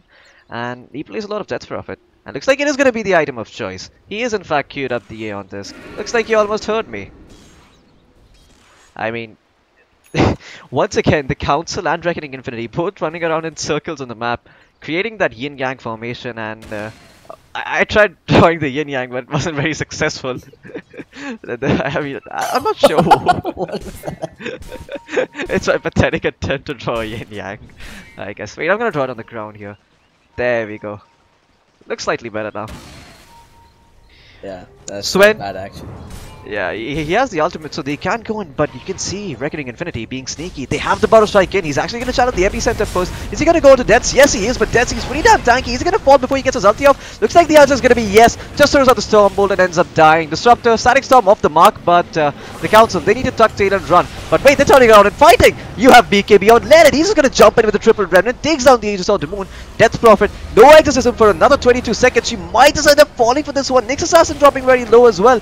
And because Len coming in with 3 Embers, Spirit Remnants, he has no way of running out. He's gonna get silenced up and eaten up by Moon, who is now wicked sick and on a monster kill streak. Ends up finding Jin as well. Suswai might end up going down as well. He's gonna infest back to try and remove the Halberd. Is not successful, but the Halberd does time out. Moon finds a triple kill. Man, he's really stepped it up. You know, we talked about Len's score being absurd. Moon, despite having the worst possible lane to deal with in the early game, has just managed to somehow keep his head on his shoulders and come out. I'll tell you a quick story about this guy. Moon used to be one of the most ragey players I've ever played with. Honestly, he used to throw a tantrum in game. We used to play pubs a lot together. It's impressive to see the shift in attitude. The fact that Moon has managed to compose himself and come out on top as the MVP carry in this game it's truly blowing my mind. Huge props to him. Hey, the next time you see him on land, buy him a cookie. Let's see if we can keep this going throughout the game here, because Reckoning Infinity, they're still not out of murky waters just yet. It's an 8,000 net worth deficit that they're playing up against in the Council. They've still got a lot of tools to hurt with. I mean, we saw that fight without the Sven being in action. He's almost got his BKB online, and that's going to be a whole different ball game when he gets it. Yeah, I mean, but I think Lion, he's actually going to end up falling in the bottom lane. The next assassin does manage to find him. And Moon is actually finished up the Assault Cuirass. 30 minutes in, despite having a rough start, this man, he has the highest net worth in the game. You're also going to remember that he at one point did have the Radiance build queued up. It's a smart switch coming out from him to go for the straight up armor reduction build. Yeah, and the early armlets also helped him to get... Basically, without the early armlet, he wouldn't have had this sort of a mid-game, and he really wouldn't be as farmed as he is without it. Yeah, I think Lifestealers nowadays rely a bit too much on the Radiance build to carry them. I think Armlet is still fantastic on Lifesteal in all honesty. There's not much incentive to go for the Radiance, especially if you're not going to find it early on, but... I feel like the Radiance build is, when you're dealing with a lot of physical damage, you probably just go for the Radiance Solar Crest and get that absurd amount of EV. Probably. But yeah, I think in this particular game, having that burst of physical DPS coming out, especially when you've got a big source in the form of the Death Prophet. Yeah, you also have the Sand King for the initiation, so you want to maximize your burst damage. Just go in and pick up that quick kill. Well, then again, there is merit in having like a big fat ancient creep on the front lines while Death Prophet takes down towers. So who knows? Maybe the Radiance build would have worked as well. I mean, maybe he still probably will infest a big fat ancient creep and go ahead simply because it's hard to deal with. You can stun him up and bring it down though, but if you expend all your disables and bring down the ancient creep, the Lycia is gonna pop out and start putting in the hurt. Yeah, that's true. Another smoke coming out. I think that might have been spotted by this really deep Radiant Observer ward. Oh, I think they were in the trees when they smoked though, so I'm not sure if Reckoning Infinity know about this. Here, disconnect, I think that might be someone from production, but anyway, the game will go on. You can see Reckoning Infinity, they're starting to stick together a little bit. Avada's playing very afraid in the trees. Iced, he's not afraid at all, in fact. He's just moving into the top lane and has made it his life's mission to shove this lane out. Taking Blitz advice to heart and shoving the waves in. And the council looks like they're going to finally show themselves. The smoke does end up wearing out and they reveal themselves on the bottom lane. I think this is something that teams do in Southeast Asia a lot. It's that they tend to show two cores in lane together, which I think is never an ideal situation unless you're pushing together. Because then you sort of completely give away where you are on the map. Because you see two cores together, there's no reason for them to stick. It's I wouldn't really, paint the entire Southeast Asian scene with that brush, but I'd say the tier 2 scene and at least the Indian scene has that going for them a lot. When two cores are missing, your supports aren't going to go ganking, especially when no one else on the other side is going. Oh yeah. And Reckoning Infinity, they recognize this perfectly. They're just going to move on top and they know they have the better push. With the Exorcism and with the Desolator as well as the Assault Cuirass, they can lower the tower's armor and they can also bring it down really fast. Are they really considering this race? No, looks like they're back. Nah, they're just going to back off, head home, defend, and they're just going to start TPing. Neither side was committing to that base race, honestly. It's too risky going high ground. On one hand, you could have that Epicenter initiation coming off, and on the other hand, you could have a Sven blinking in and getting a multiple hero Stormhammer.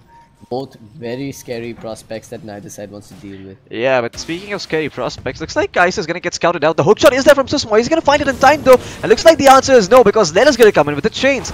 He's going to actually manage to find the Nyx Assassin. The Nyx Assassin will end up going down. Tets finds the kill with the Stormhammer.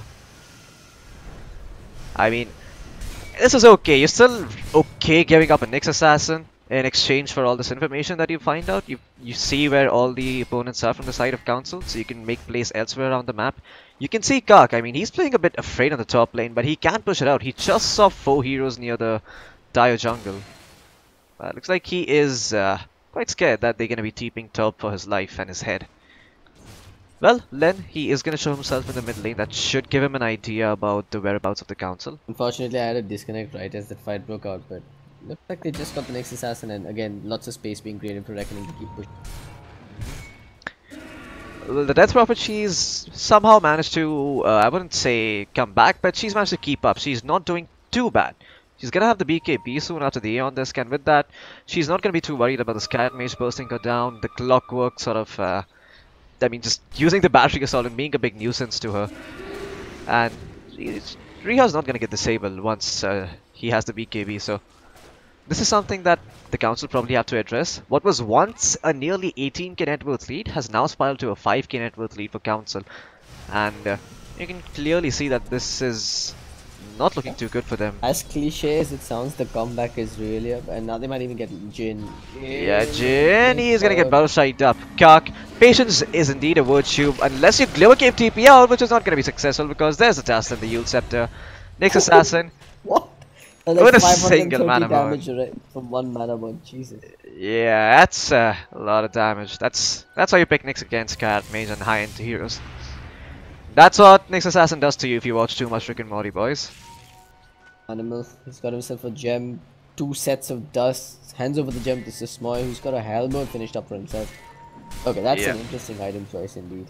Yeah, Halberd is actually really nice against the Lifestealer because you can't rage and purge it off. As a result, that Halberd persists through rage, and rage only lasts for 6 seconds. So if you find out at the very start, the entire rage actually ends up being nullified because you can't hit. Oh, Kark is actually gonna buy the 3-man Burrow Strike! But Reckoning Infinity, there's no follow-up, and Sven, in fact, he's just gonna jump in, but he's gonna get stunned up! He didn't pop his BKB, and now he's gonna get glimpsed back! The Blink Dagger on cooldown, Roshan gets secured for Reckoning Infinity, and the Council, failing their initiation out of God Strength. Hell, this might be exactly what Reckoning Infinity look for. Oh man. No God Strength. Kark, seriously, whatever I said about him, I'm so sorry. That was sick. He was up on the high ground with the right position, waiting to spot them. 3-man Burrow Strike, stopping them in their tracks, preventing the hook shot initiation. Then, you know, I want to say that the glimpse was good on Deaths, but that was more of him just not popping the BKB before jumping in, making that really rookie mistake, especially when he's got a 10-second BKB. Perhaps things could have been different if Deaths did go through with that initiation, but yeah, I think he can breathe a sigh of relief. Oh yeah. Indeed, costly mistakes by the Council. I think they're really going to be banging their head against the wall after that little Roshan fight. With all said and done though, Len has picked up his Daedalus, and this is the point where you really don't want to play against the Ember Spirit, because he just uses a Sleight of Fist, does some ninjutsu, and suddenly you're dead because Daedalus procs twice on some creeps nearby and you're dead. Jin as well, he's looking to...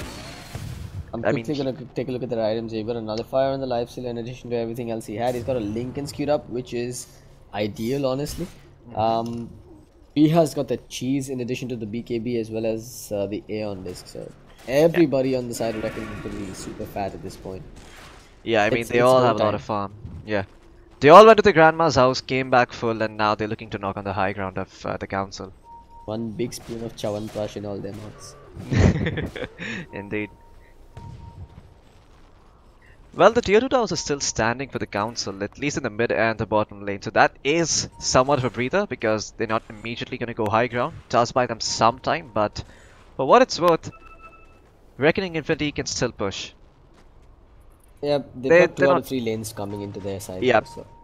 But here's the problem. I think if they do decide to pursue bottom and they win the team fight around the base, they actually still will only find 1 set of frags because they haven't taken the mid tier 2 tower. I think this is where you probably consider going mid instead of bottom and look to probably take that tower down and then go high ground, because you have two you have 2 racks side by side. You don't really have to travel all the way top.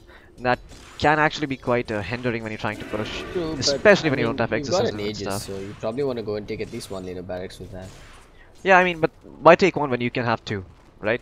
That's basically my point. While pushing bottom, they probably will only I mean, at this, right now you definitely want to go take a tier 2 on the middle lane first, because, well, they've already left the bottom lane and they had to deal with the top and the middle lane. Now that they're all grouped up towards mid, maybe push that tier 2 mid and then try and reach high ground. Got some time before the Aegis and cheese, or at least the Aegis is reclaimed. Yeah, Len doing his best to try and split push. He is pushing out the top lane. Doesn't really have a TP at the moment, but I think he will buy 1 from the side shop. This does mean that Reckoning Infinity claim a free tier 2 tower mid without any contest, but I might be wrong. I see TC up on the high ground. That's, you know that he wants to jump in here, but with Reckoning Infinity positioned perfectly on the sidelines, it's going to be a really difficult kill for them. Yep. There's blood in the water, wants to go in, but Susmoy's got the right idea here. He's just waiting to cut off the backlines if things go wrong. Yeah, he's just using those flares, scouting things out. The Sand King still not spotted yet though, so that is something good. He's gonna jump in, finds Animal, Animal's gonna end up going, but Sweat pops his BKB, pops his Godstrand, starts working onto the Sand King. The Sand King yields himself up, buys himself some more time. The Aeon just gets popped. Rhea survives for a while. Susmoy and Animal might be in some trouble. On the backlines, looks like the Deaths did manage to clean up the Nyx Assassin, but it's only a Nyx. Rhea is killing all your supports. Lion, I think he did buy back for that fight. Moon pops the rage, actually manages to dodge a Storm Bolt and is now working on to Len. Len actually comes back, but now Deaths, he's gonna get blown up by the epicenter. Even though Kark goes down, he's gonna be happy that he managed to sacrifice his life and find Deaths. Reckoning Infinity don't lose Aegis, don't lose Cheese, and manage to find a free tier 2 tower. Hell, they can go for more. Moon is just two-shotting everyone that he sees. Honestly, he's just become a beast at this point. High ground is difficult now that the exorcism is worn off, but maybe they can at least do some damage. Heck, they fed the Cheese over to Moon as well, so he's got a second life in addition to full HP. Here we go. Yeah, and Len, his BKB is gonna get forced out. Nullify not coming out in time from the life stealer there, but hook shot in his face. He's gonna get stunned up for a while now. He does get glimpsed back on his Sysmoy, and with the infest, he actually saves the Aegis. What a sick play coming out from Moon, actually preserving that Aegis. That's so big. He's still gonna have 2 lives. I'm fairly certain he's just gonna time out soon. Is it? I'm not too sure, to be honest. I think there's still a lot of time remaining on the Aegis, probably a minute or 2. I mean, Rosh is gonna like the minimum time for Rosh to respawn is 3 minutes, so maybe like a minute. Yeah, nah, there we go. Never mind. I was wrong. You were right.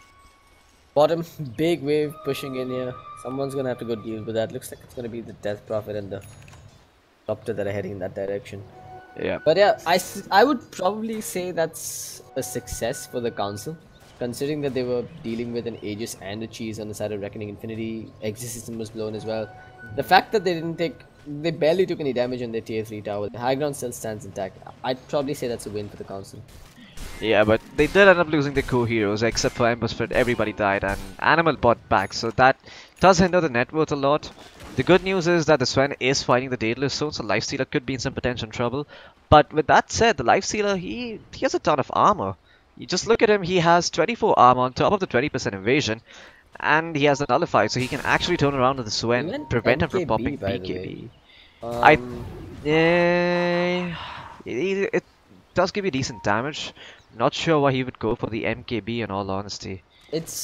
I think he's overdoing it in the damage department at this point. He's hitting like a truck already. Was the MKB really necessary as opposed to a defensive item like a Lincoln's? I mean, if you're looking for damage, you might as well go for the Daedalus, right? If you're Moon, at this point, why get an MKB? That is also true. I mean, I guess the Halberd evasion is pesky enough for him to consider the MKB, but it doesn't seem like that big of a reason to go for it. Yeah, I mean, to summarize, I'm just really not a big fan of picking up the MKB this game. Well, he could have gone for the Blood Tornado with that. He could have hit, I don't know what the saying goes, basically like you take down 2 targets with 1 arrow, or like, oh yeah, 2 birds with 1 stone. Yeah, he could have done that with the Blood Taunt possibly. Yeah, the Blood Taunt wouldn't have been. Then again, they are kind of protected with 2 BKBs, and yeah, blowing a Blood Taunt on a Skyrath mage may not be the best. I don't know. I guess Lincoln's would have been ideal. He's gonna choose to go for the heart next as well. He's got that queued up, so I guess he's gonna replace the armlet with a heart. Yep. Well, with the Nullify and the Desolator, he has enough damage so he can let go of the armlet in favor of some more HP. But I think knowing Moon, he probably will just swap out his Treads, keep it in his inventory, and still keep the armlet going. Still gives you a lot of damage, to be honest.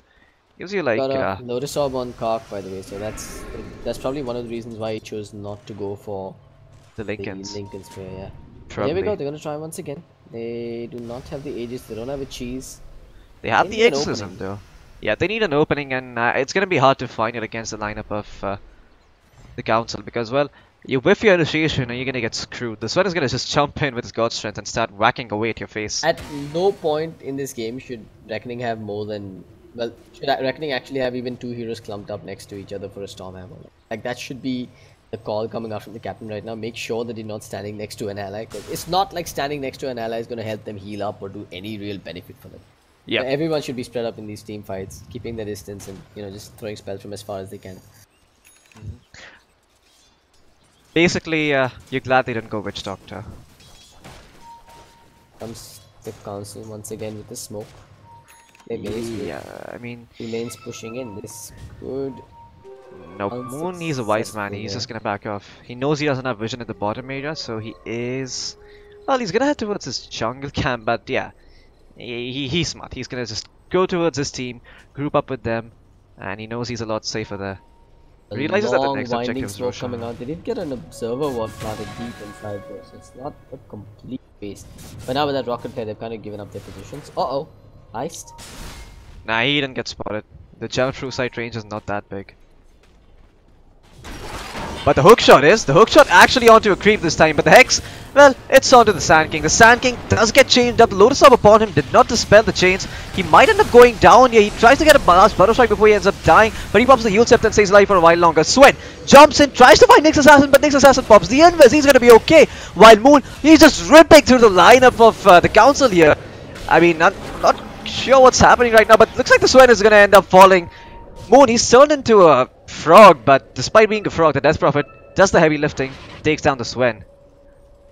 I mean, Death is just running in by himself, trying to find targets on the backlines. Gets kited once by the Sand King, who Burrow Strikes, Lotus Orbs, Yules, 4 Staffs, everything to survive. Stays alive, gets out. Nyx Assassin about to go down, pops a Vendetta. Sven's like, what the hell do I do with this big sword now? And by then his BKB wears off, and Moon and Death Prophet just make quick work of him.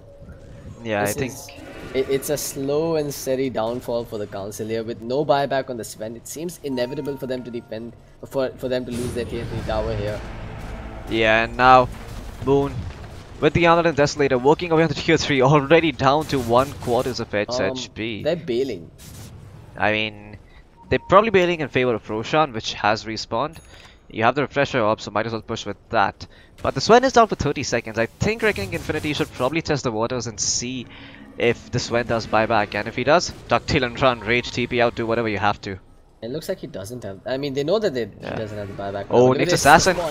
He's actually going to pop the smoke, but he's going to get chained up and die for this, in fact. But Suswa has managed to find the Death Prophet. Is there going to be any follow-up, though? The Council, they are far away, but the Cogs pushback is there from Clockwork. Looks like he force-stopped him back, and now the epicenter big challenge. It's only 2 heroes. Len, he's going to end up falling. Does he have buyback?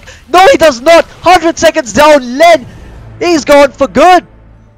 I mean, the Death Prophet can just chase now. The Clockwork, he's going to get nullified up. The Spirit Siphon upon Susmoy. He's swapped the Blade Mail, but what's it really going to do? It's not going to stop the advance from the Reckoning Infinity. They're just going to still run you down.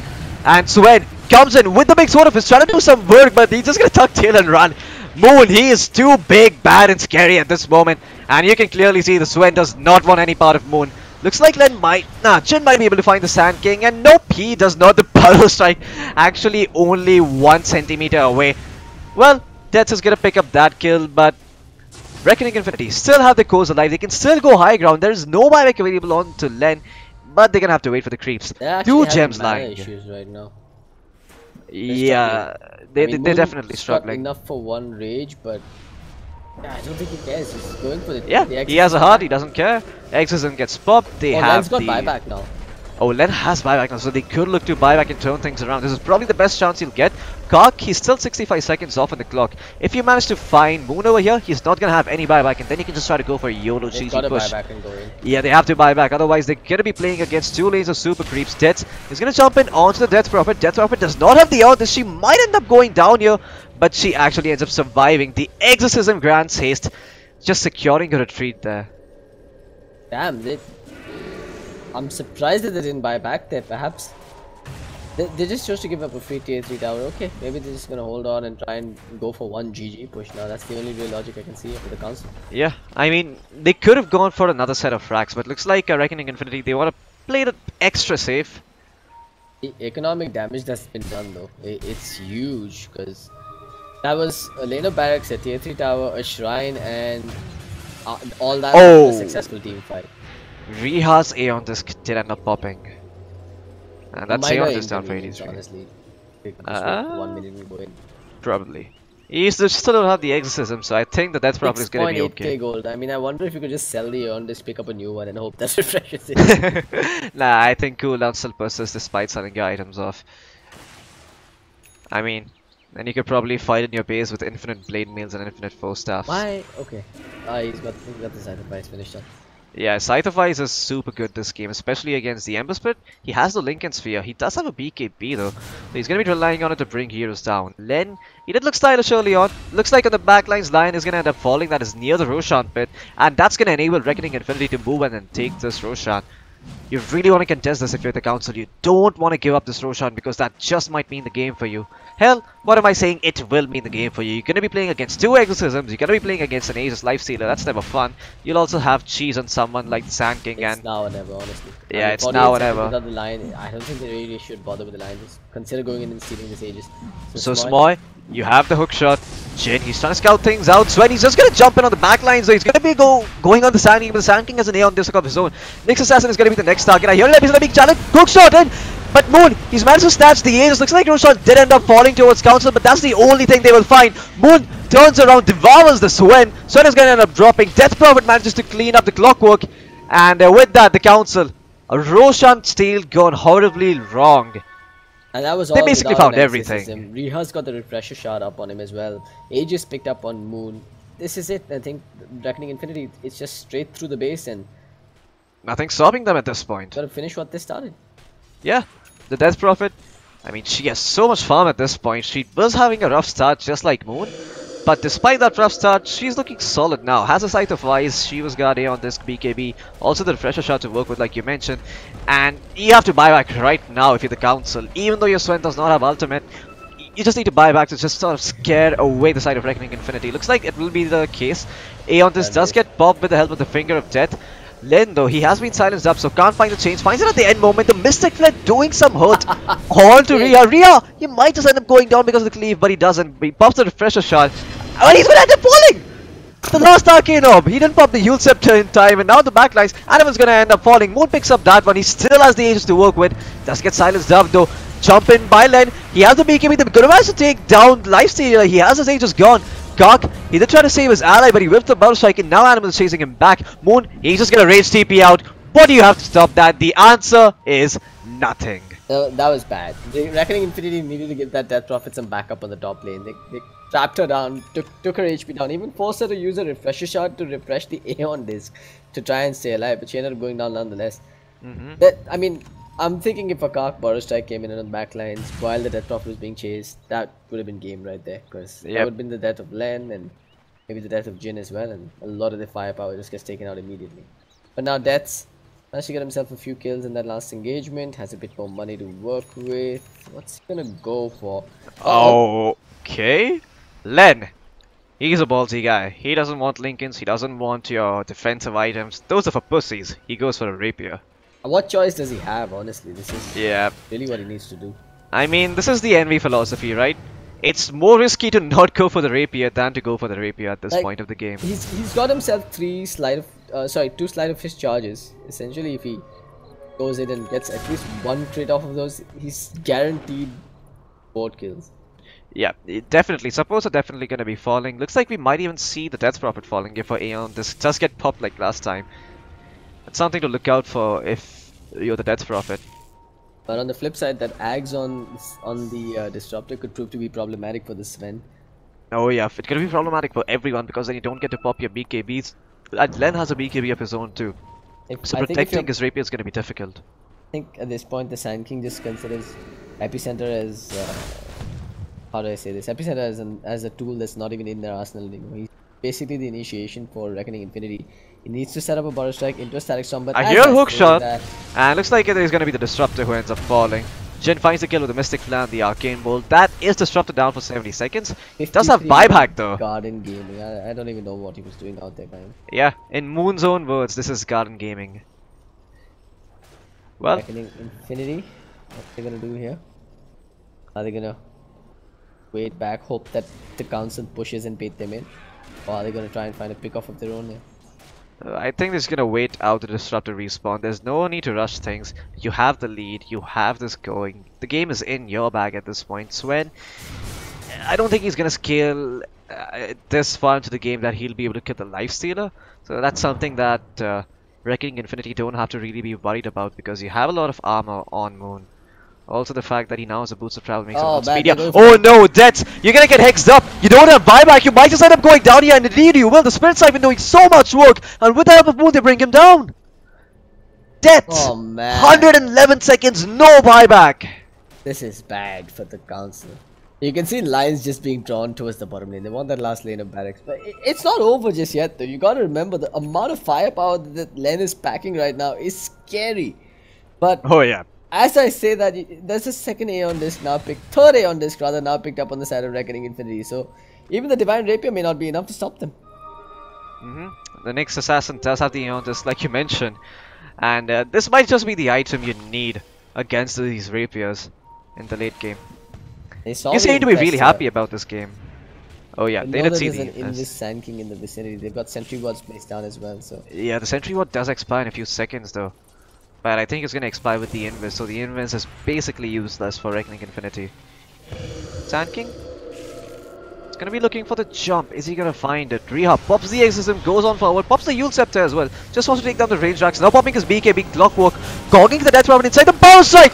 Catches two heroes. It's gonna be Len, it's gonna be Jin, the brothers in some trouble. The Divine Rapier on the deck. Moon puts the MKB in his backpack, picks up the Rapier, and this might just be game. Council, you have no buyback on the Swen. Len buys back, but he still not given up the Rapier to Moon. Moon doing so much damage at this point.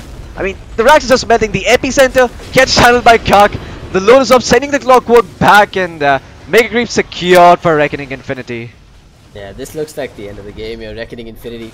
19 seconds to the no. Len. Yeah, that's the nail in the coffin for them. If Len does end up falling, it was like he won't. Skyrat Mage though, he will. Len's Breath of Jin does end up going down. That's a gem on the deck. And the Council in true Council fashion, never GGing out. It's never over until the throne falls, they say. Len's back though. Yeah, and the hook shot. That's a decent hook shot. Yeah, the Disruptor might end up going down. But looks like Reckoning Infinity are going to be okay with this. Animal? He's gone in. He's actually looking for the Hex on the Lifestealer. Spikes him up, starts running away. Knows he can't find him. Yeah, Moon's gonna bail. He's gonna get into Kark and make a move. Kark, get the hell out of here. What are you waiting for? It's just an Arcane Rune, man. Yep. And they're gonna give it over to his Reha. That last Exorcism was also with an Arcane Rune, by the way, so... Oh, that's so helpful, in fact. And they have another Arcane Rune in the works. So, like, this is just Arcane Rune galore for the side of Reckoning Infinity. With this next Arcane Rune, they can actually find the Ancient, to be honest. And if it doesn't work out, you can have another Exorcism coming back up in a few seconds. The Dire base, pretty much a football field at this point. Just refugees standing about.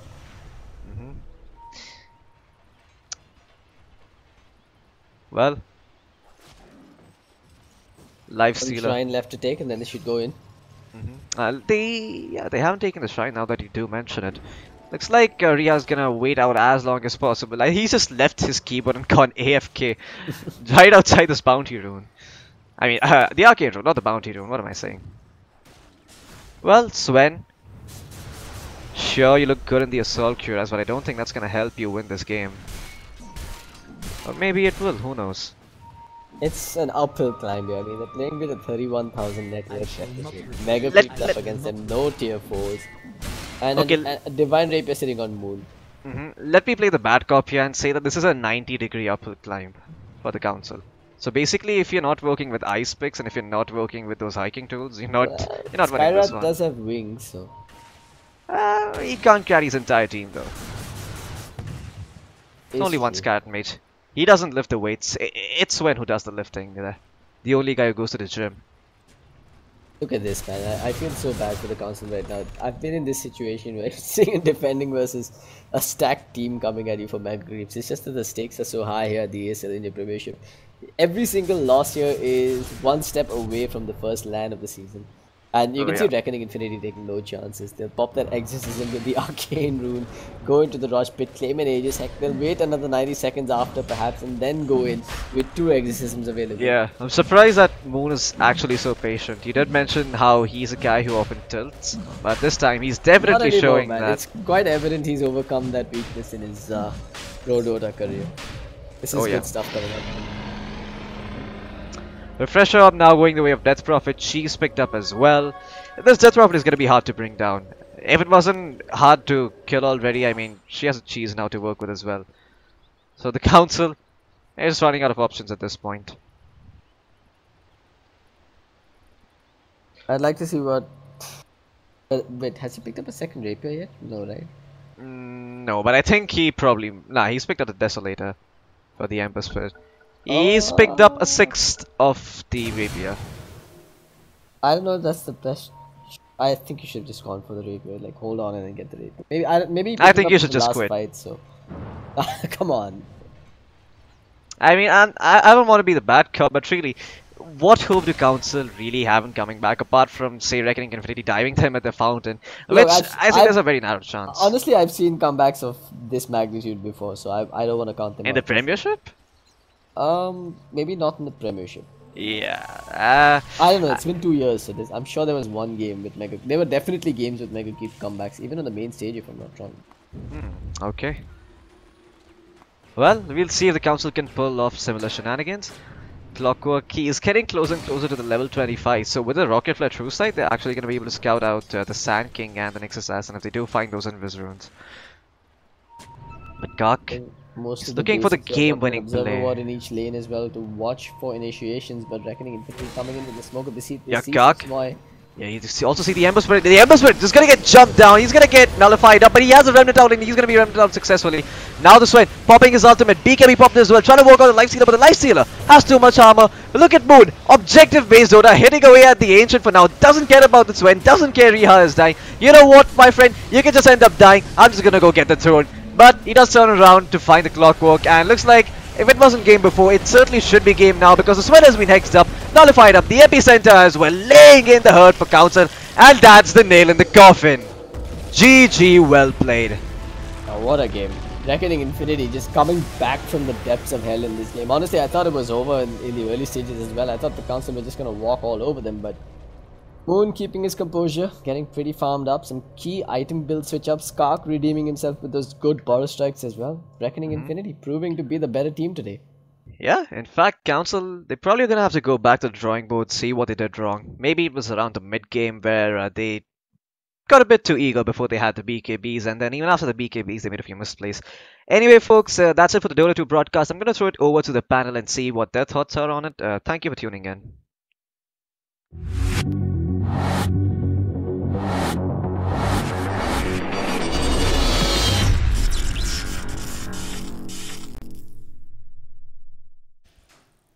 Alright, ladies and gentlemen, we're back again with the studio segment of the ESL India Premiership 2018 Summer Season Masters League, brought to you by Omen by HP, HyperX, Intel, and presented by Northern Gaming and ESL India. Reckoning Infinity wins the game and the day, yay, woohoo. Yeah, that would be their, I think that would be their 5th win on the board out of the 9 games they have played. And congratulations, Reckoning Infinity played beautifully well. I think the basic mistake in this game was just that Council lacked a tank. So early game they fared beautifully well. I mean, they were able to keep neck to neck with Reckoning Infinity. At a point, actually, they were double the scoreline of Reckoning Infinity. But after that 30-minute mark crossed, where Reckoning Infinity kind of have those kind of heroes that put on a lot of focus of just a 5v5 fight, Council couldn't really handle that, because they were either losing the Swen or the Ember, and they needed both those heroes alive to kind of finish the fight. The Clockwork trying his best to kind of make sure that he could do as much as he can, but at the end of the day, you need that tank. If your team is not balanced, you're kind of going to be on the losing end from the very beginning, and that's the only thing I can really sum up this game to. I mean, Council played exceedingly well. Props to the Sand King. I mean, there was a fight at the Rosh Pit where he got this 3-man stun on Council, which at the end of the day was one of those reasons why Reckoning could pick up that pace super quick, pick up that Rosh fight, because they couldn't really hit the high ground before that. They had the Ember Spirit who was guarding it, but once you kind of get that ages that cheese twice in a line, you kind of have that momentum to kind of go up floor, and that's basically what Reckoning Infinity came down to. And Moon, of course, on the other end, on the Life Stealer, played exceedingly well. He was beyond godlike for I think about 25 minutes before the game even ended, and that basically shows how strong Reckoning Infinity as a team are in the ESL India Premiership. They are not a team you want to reckon with, and they have also defeated their counterparts, Reckoning Esports. I mean, not a team you want to really take lightly, not a team you want to take, trifle with. You wouldn't want to really just like the Scam King. Just like I mean, he was brilliant. I mean, he was scamming everybody, was he? He was making sure that his team got everything they need to basically scam the opposition. Yeah. The only thing I really worry about for Council is they are such fantastic players. The only mistake I think they made was they did not pick the right heroes. The Sven, of course, being a right pick, but ending that off with the Ember Spirit was a risk that they took for themselves. It just did not play out for them. And I hope that maybe their idea was to split push it in this game, but I mean, it's a little risky to play like that, and it didn't pay off. So I hope tomorrow when they come back again to us with a 3-5 scoreline, now it's going to go 3-6, they come back and they win better games and they show us better esports that they can play. Alright, you show them, Council boys, you show them how it is done. But for today, we've showed you what we had. Ladies and gentlemen, this is the ESL India Premiership 2018 Summer Season Masters League, and we'll be back again tomorrow. Same time, same place.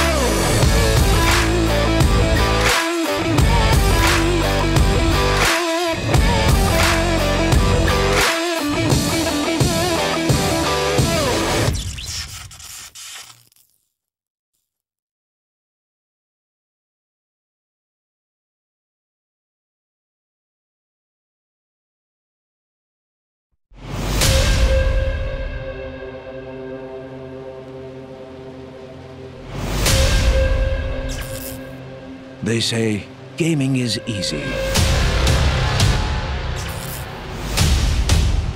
They say this is not a job.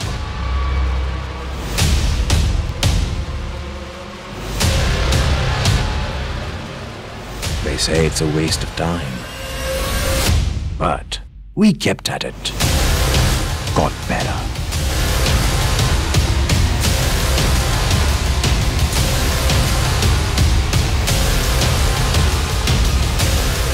We grinded, leveled up, and conquered.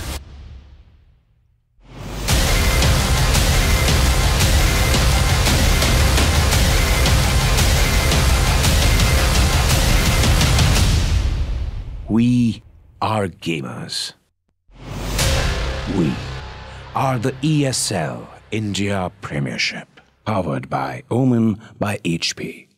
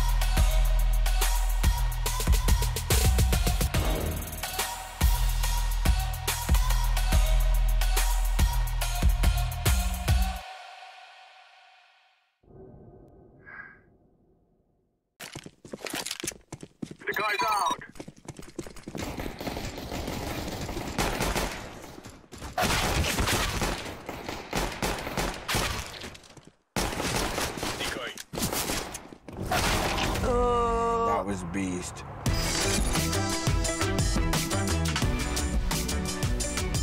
Game, record, and stream without compromise on Intel Core i7.